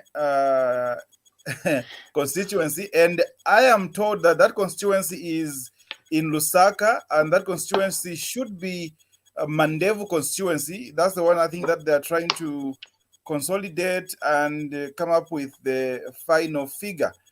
But otherwise, we are about to hear the announcement right now. I think in a few minutes from now, we'll be hearing some announcements. Okay, I would suggest that we hold on. We are not going to shut off until they announce, and so that we can shut off after they have announced something, probably after they've declared HH as president. What do you think, ladies and gentlemen? To me, that's very, very nice. I should also be quick to mention that HH right now is sitting at 2,324,847, while Lungu is trailing with around 1 million. Okay, almost 1.4 million, somewhere there. Okay, Elvin, I'm getting the latest from ECZ. ECZ is live now, according to Clara, our friend in the US. And Hastings Koji Chishete also says, why is ECZ holding the country in suspense over things that are very clear? Hastings, ECZ is PF. Sorry to say this. I'm going to say it. They are trying by all means to find something to get PF going. But it's too late. ECZ is too late. They are partisan. That's my view. That's not the UPND view. That's my view. People like Judge Chulu is partisan. People like Emeris Kazwe is partisan. Shindano himself is partisan. That's why they're keeping the country. Let them deliver first the president to us so we can criticize them later. No. For me, I'll criticize them because what they've been doing is not right. What they've been doing is not right for the country. Their arrogance is no. I totally agree with Beauty. Their arrogance is not acceptable. And so let's go to Mumena. Where are you, Mumena? I'm in Victorville, California. Thank you for having me. What are you hearing? How are you feeling, sir, today? So we've been fighting this battle for quite some time. You know, with people on the ground. You know, in the inverted commas, the main PF people that have been on the ground in Solwezi and Lusaka saying we're not going anywhere. And these are very close friends of ours who were saying more than 90 minutes. And we're just saying, guys, we've had enough of this corruption. You know, the Mukula scandals and all these things, you know, I might not be a UPND, you know. No, you are a Zambian, Mumena. You are a Zambian. You are a Zambian. I'm from Solwezi. And they are saying, we are in control. what really scared me is that Ichipani, they call it Ichipani, is their biggest thing. I think most PF cadres that are crying right now, they're not crying about the loss of the elections that we are changing leadership. They are crying about the loss of their party. And their income, the money. So the money. So the party comes first, and whatever benefits they got from that, rather than the success of the nation, the progress of the nation, the development of the country, the fight for corruption, against corruption. That has been one of our biggest discussions on the group, and they're just saying, oh no, our party is progressing, we'll win ball in 90 minutes. And we were trying to point out, guys, don't you see all these scandals happening? What is the interest in Lungu winning and taking another 5 years? And people have turned a blind eye towards that. And all they want is to win and stay in power. And I'm so happy right now to see Zambia being successful in basically removing a dictator. I didn't see that coming, to be honest with you. I was very scared. Even when the elections were coming in, I was following the groups on WhatsApp with the people in Florida, Rebecca and them, that have been very instrumental. The people in the diaspora have been very instrumental in fighting, even though we're not given the chance to vote. There's people like Rebecca who has been in close contact with you people, and we were like, Rebecca, do we have a chance? Oh, these guys are out. But you know how African politics are. We've never believed that we'll be given a chance to take an incumbent president. And I'm so happy to see that the Zambians have spoken on behalf of the whole nation to say, okay, corruption, we say no, indecency, cadreism, just lawlessness, we say no. And let's turn a new leaf. And I would like to plead that those people that are we already had one that has defected, Southern Province is something. No, he's wasting his time. Please. Those are the people that you should consider. Nangobata defect bawele mu UPND at all. UPND a vision. No, let them be the last option. My brother who is a PF diehard, he's already saying, oh yeah, UPND. No. They should remain in PF. And for me, I'm saying those who are defecting, there are a lot of people who have died supporting UPND. As a matter of principle. Just to eat. They are defecting because they want to eat. That should not happen. And I feel sorry for people like Charles Kakoma, who defected 3 months ago, and UPN is winning today. How is he feeling now? Correct. It's crazy. So let me read up some more comments here. Nora Mukimba says, Vayo Pakuamanga. Nora, you're right. Oh, that should be our number one project. Is to hold them accountable, like you were saying, that you are very harsh. It's not about harshness. It's about principles and following the law. Do you remember somebody, one of the influential politicians said, Exactly. Exactly. Lungu himself said that. Apply the same law. Mukula. The 48 houses, the fire trucks, all those people need to be brought to book. Their revenge. We have to recoup that money that we have lost. These people are holding that money in their coffers. They probably deposited more foreign accounts. I've heard that the 42 fire trucks guy is in UK right now with his family. We are aware. So our viewers know that I'm one person who's harsh, and I can't be given a serious position because I would have them punished. I would have these people punished so that we stop other people stealing. And I think anybody who's stolen from our government, ladies and gentlemen, anybody who's not speaking, please can you mute yourself? Just mute yourself because we are getting a feedback. Thank you.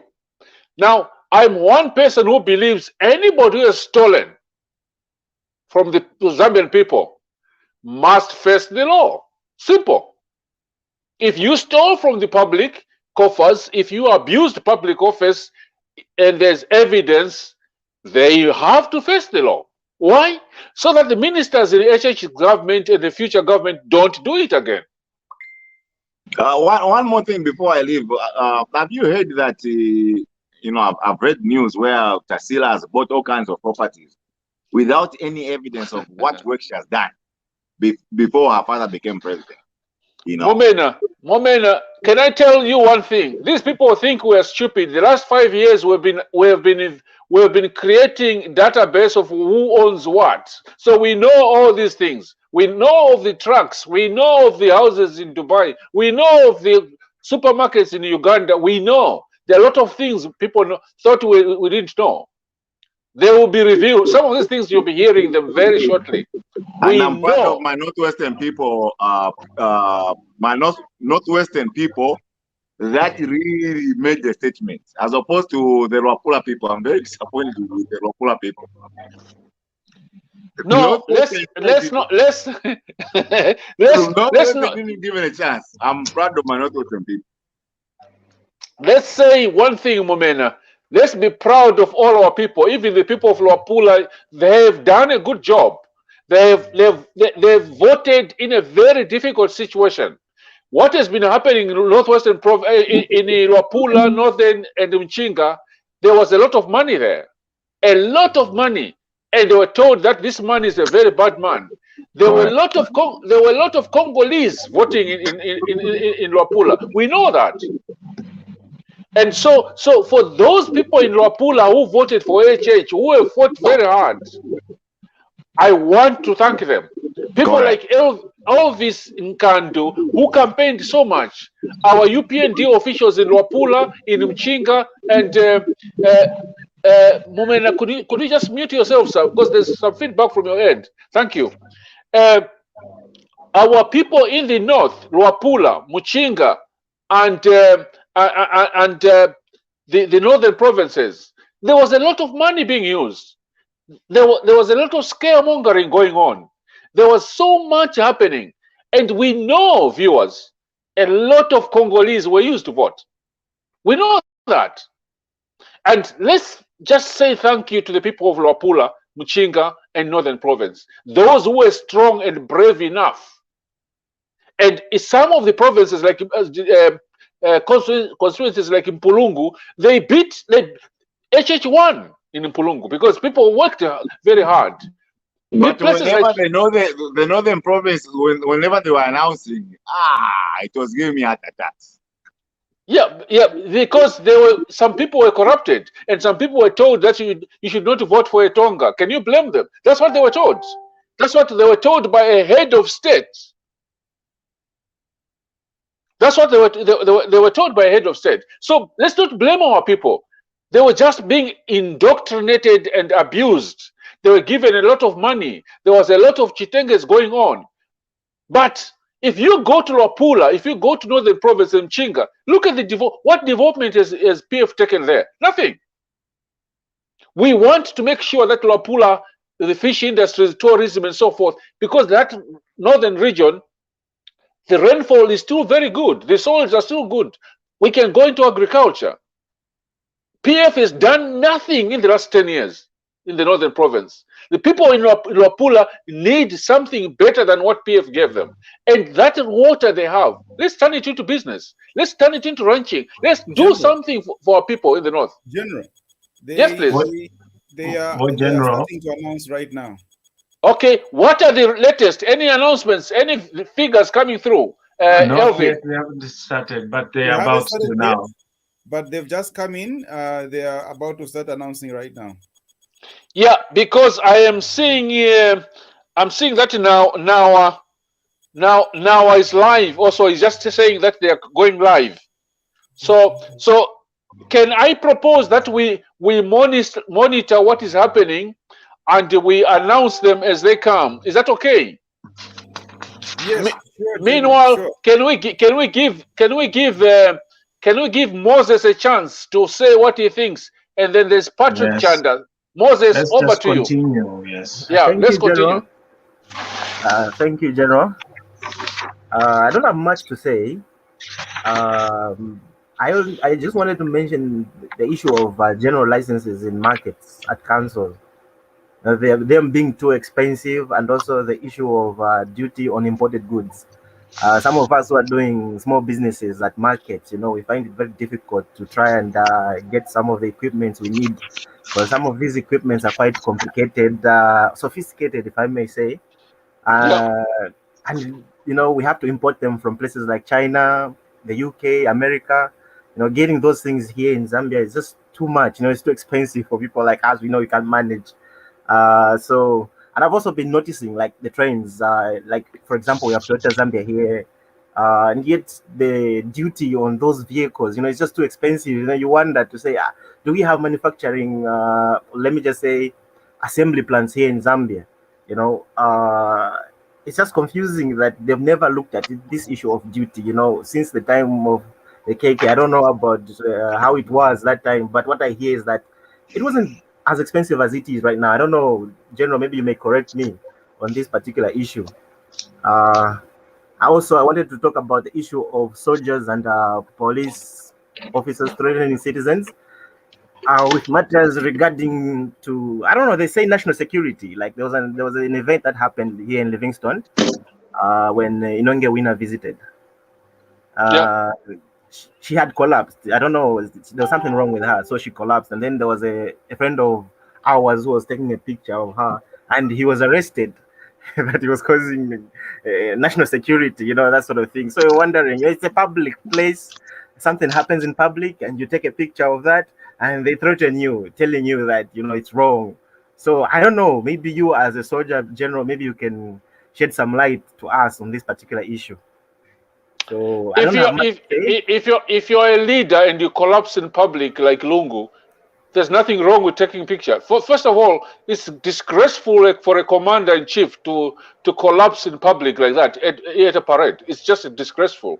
When I was in the army, when you collapse like that as a soldier, you would be fired. You would be dismissed. So if not, when Inonge collapsed, there's no public security there. Actually, she collapsed here, and that same guy was arrested. Like, he was taken to the police. Of course, he was released, but some of us were scared when we saw something like that happen. Can you ask that guy to get in touch with me? All right. Ask him to inbox me, because that was stupid from the police. There's no national security when a president collapses. He has collapsed or she has collapsed. Nothing to do with national security. If she didn't eat, she wanted to in the morning, and she collapses, that's not our fault. And for Lungu, he collapsed in front of a parade. When you collapse in front of a parade, it simply means one thing. You didn't eat, you are too tired, or you were drunk. 3 things. Okay? Yeah. If you think you've got a condition as commander-in-chief and you think you cannot stand for a long time, you should have sat down. You should have sat down to say, look, I'm not feeling well, can I sit down? You cannot stand up in front of a battalion and the whole country is watching and collapse as a commander-in-chief. That is disgraceful. That is for me, that's the most disgraceful thing a commander-in-chief could do, is to collapse right in front of his troops. What message was he sending? So Wainonge, my poor auntie, if she collapsed, you should have given her. You should have given her what she wanted to. I think she didn't eat, or she must have been tired and she was stressed. They overworked her. That lady's old. I think they overworked her. Okay. Now let's go to Patrick. The other things which you have mentioned, Moses, the issue of tax, the licenses, and so forth, those can be handled. Please inbox me in Facebook some of those ideas. I'll feed them to the right team. All right, I'll do so. Okay, Patrick Chanda, where are you? And tell us, how are you feeling tonight? I'm good. It's actually in the morning here, so it's 20 to 9 a.m. I'm currently in South Australia. Okay. Yeah, and it's good. Obviously, the results are coming in. The Zambian people have spoken, and like we mentioned last time, institutions that are meant to be independent have obviously been infiltrated. And it's clearly evident. We've seen the misconduct by ECZ, and how they've been... Patrick, there's somebody who's... Please, can you mute yourself so that we don't get the feedback? Oh, thank you. Go ahead, Patrick. Yeah, so like we said last time, we shouldn't be surprised by how ECZ has been acting. We obviously know they were infiltrated by the so-called few that want to stay in power and still oppress everybody else. But it's really good to see the amount of Zambian people that have actually spoken out to say, look, we're sick and tired of how this country is being managed. You've set us back, 10 years back, we were in a good place. 7 years ago, we were all right. And now they've set us back. And so now Zambians have decided to take a different course of actions. And they're saying, look, we want somebody that can manage this country and we want to move forward. And that's what Zambians are doing. But clearly, ECZ has tried by all means to block the change, but change is coming and change is inevitable. And what we're saying is, after the inauguration period, after HH is in power, people need to know all these guys that have squandered their resources, all those resources that you guys have taken, they're going back to the government, because those resources do not belong to you. They do not belong to your families. All those foreign accounts that you have in all these other countries, all those assets can be frozen. Your properties can be taken until further notice. All those other ministers that have won seats and they were with the PF, and there's any corruption that's associated with them, you can be off duty pending investigation until you're cleared. So don't just think you're in the clear because you've been elected as MP in your areas. No, you can still be investigated. And if you're found wanting, all your properties, anything that was acquired illegally will be seized until further notice. And this is what we're saying. This is what we're saying. We're saying we want all these properties to go back to the meaningful Zambians, to the government, so that things can be managed properly. They've set us back as a country. And we want to take a course of action where we're moving forward, not moving backwards. My brother, what general? I don't know if it's okay. I don't know if we could continue with our interview. Is it okay if we could go on and listen to the last results so we can celebrate together? I was really thinking that one of us could monitor, because it's now after midnight here, and for me it's after midnight, and those results, we don't know how long it is going to take. I just got a message from the viewers. One of the viewers just got in touch with me to say, "Hey guys, come on, we cannot serve two masters at the same time." Exactly, because even on our view, the numbers of viewers has gone down because everybody's focusing on the results. So I would suggest that we wind up. So exactly, we've gone down so much because everybody's going to ECZ. So I want the final remarks from Womkelebai. Let's give a chance to have your final remarks, and then we wind up. Thank you so much. But let me not take so much time from the people. I know they're waiting anxiously to get to know the result, even when it's obvious. It's obvious that Hakainde Hichilema has taken over, has won. What the differences are just too narrow. It's just too slow, too small. When you hear when they announce that if Edgar Lungu has scooped, for example, in Chilenge, where Edgar Lungu got 26,000 votes plus, and Hakainde got 15,000 plus. So from there already we can tell that something fishy, but it won't reach us. We are really, really far ahead from him, and he just has to accept the defeat, and that's it. He has lost. Yes. Thank you so much. Zambia, let's just be positive. Thank you so much. Thank you so much, Bomkelebai, for your participation. We hope we can celebrate together later on, probably tomorrow. Elvin, 1 minute, sir. Just sum up. How are you feeling? What we've discussed, what needs to be done. How are you feeling? And then we move on to Moses. I mean, Elvin, then yes. we move to Moses. Yes, General, I'm feeling electric. I'm feeling very good. I'm feeling very super because my president is actually scooping up. And even as I'm watching right now, the difference is almost 900,000. And I think things are shaping up. Things are getting fine. Zambians, let's stay focused. Let's stay calm. I think peace is coming back to Zambia. Unity is coming back to Zambia, and let's just unite. It's one Zambia, one nation. Thank you so much, Elvin. Keep in touch in Solwezi, and let's go to Mumena. I think they've started. They're about to start announcing.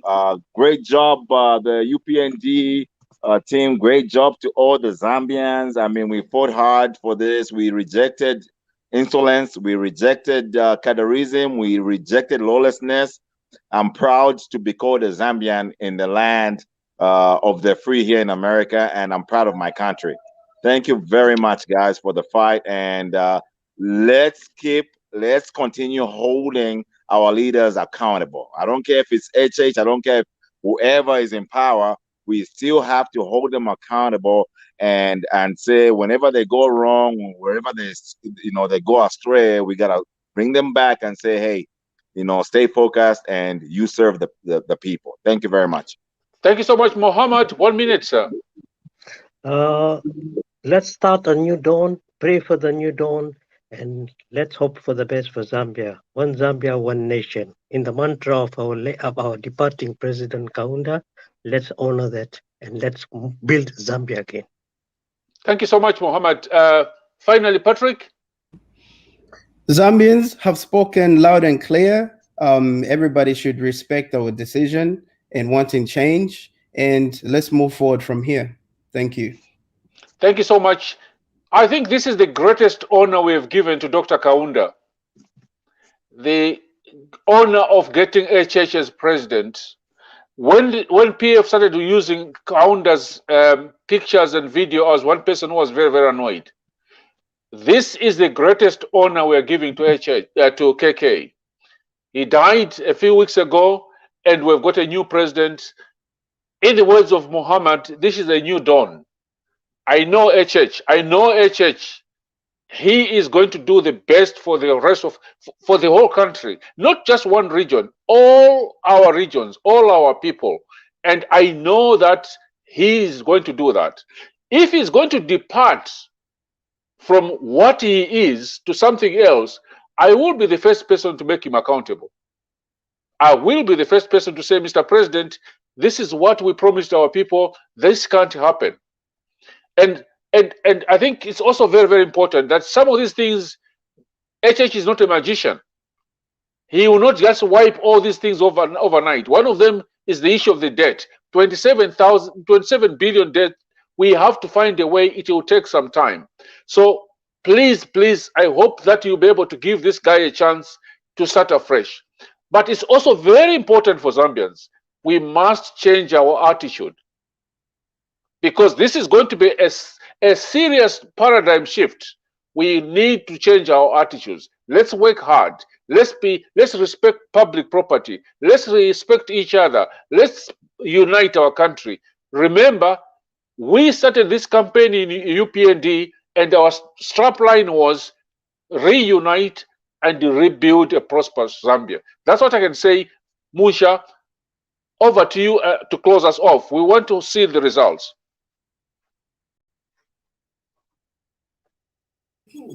Tuasanta mwane, tuasanta. Mwane. Musha, have you got the final words, Musha? I'm wondering how we can best do this, whether we put an end to this broadcast. Yes, I think so. Or why don't you come back after the final result is announced, because General, we can't just neglect coming back after the final announcement. So they're doing the final announcement now, so we need to just okay. I would suggest we break off now. When the final announcement is done, we come back for another 30 minutes. What do you think? Yes, let's do that. Okay, let's do that. Okay, thank you very much for joining us, and thank you, General, for holding on. I had a small family emergency I was attending to, but it's all good now. Well, I just want to say from Bonnie, Scotland, it's goodbye for now. We'll meet again as soon as the results are met. Over to you, Musha. All right. Thank you. Good night. God bless and see you soon. All right.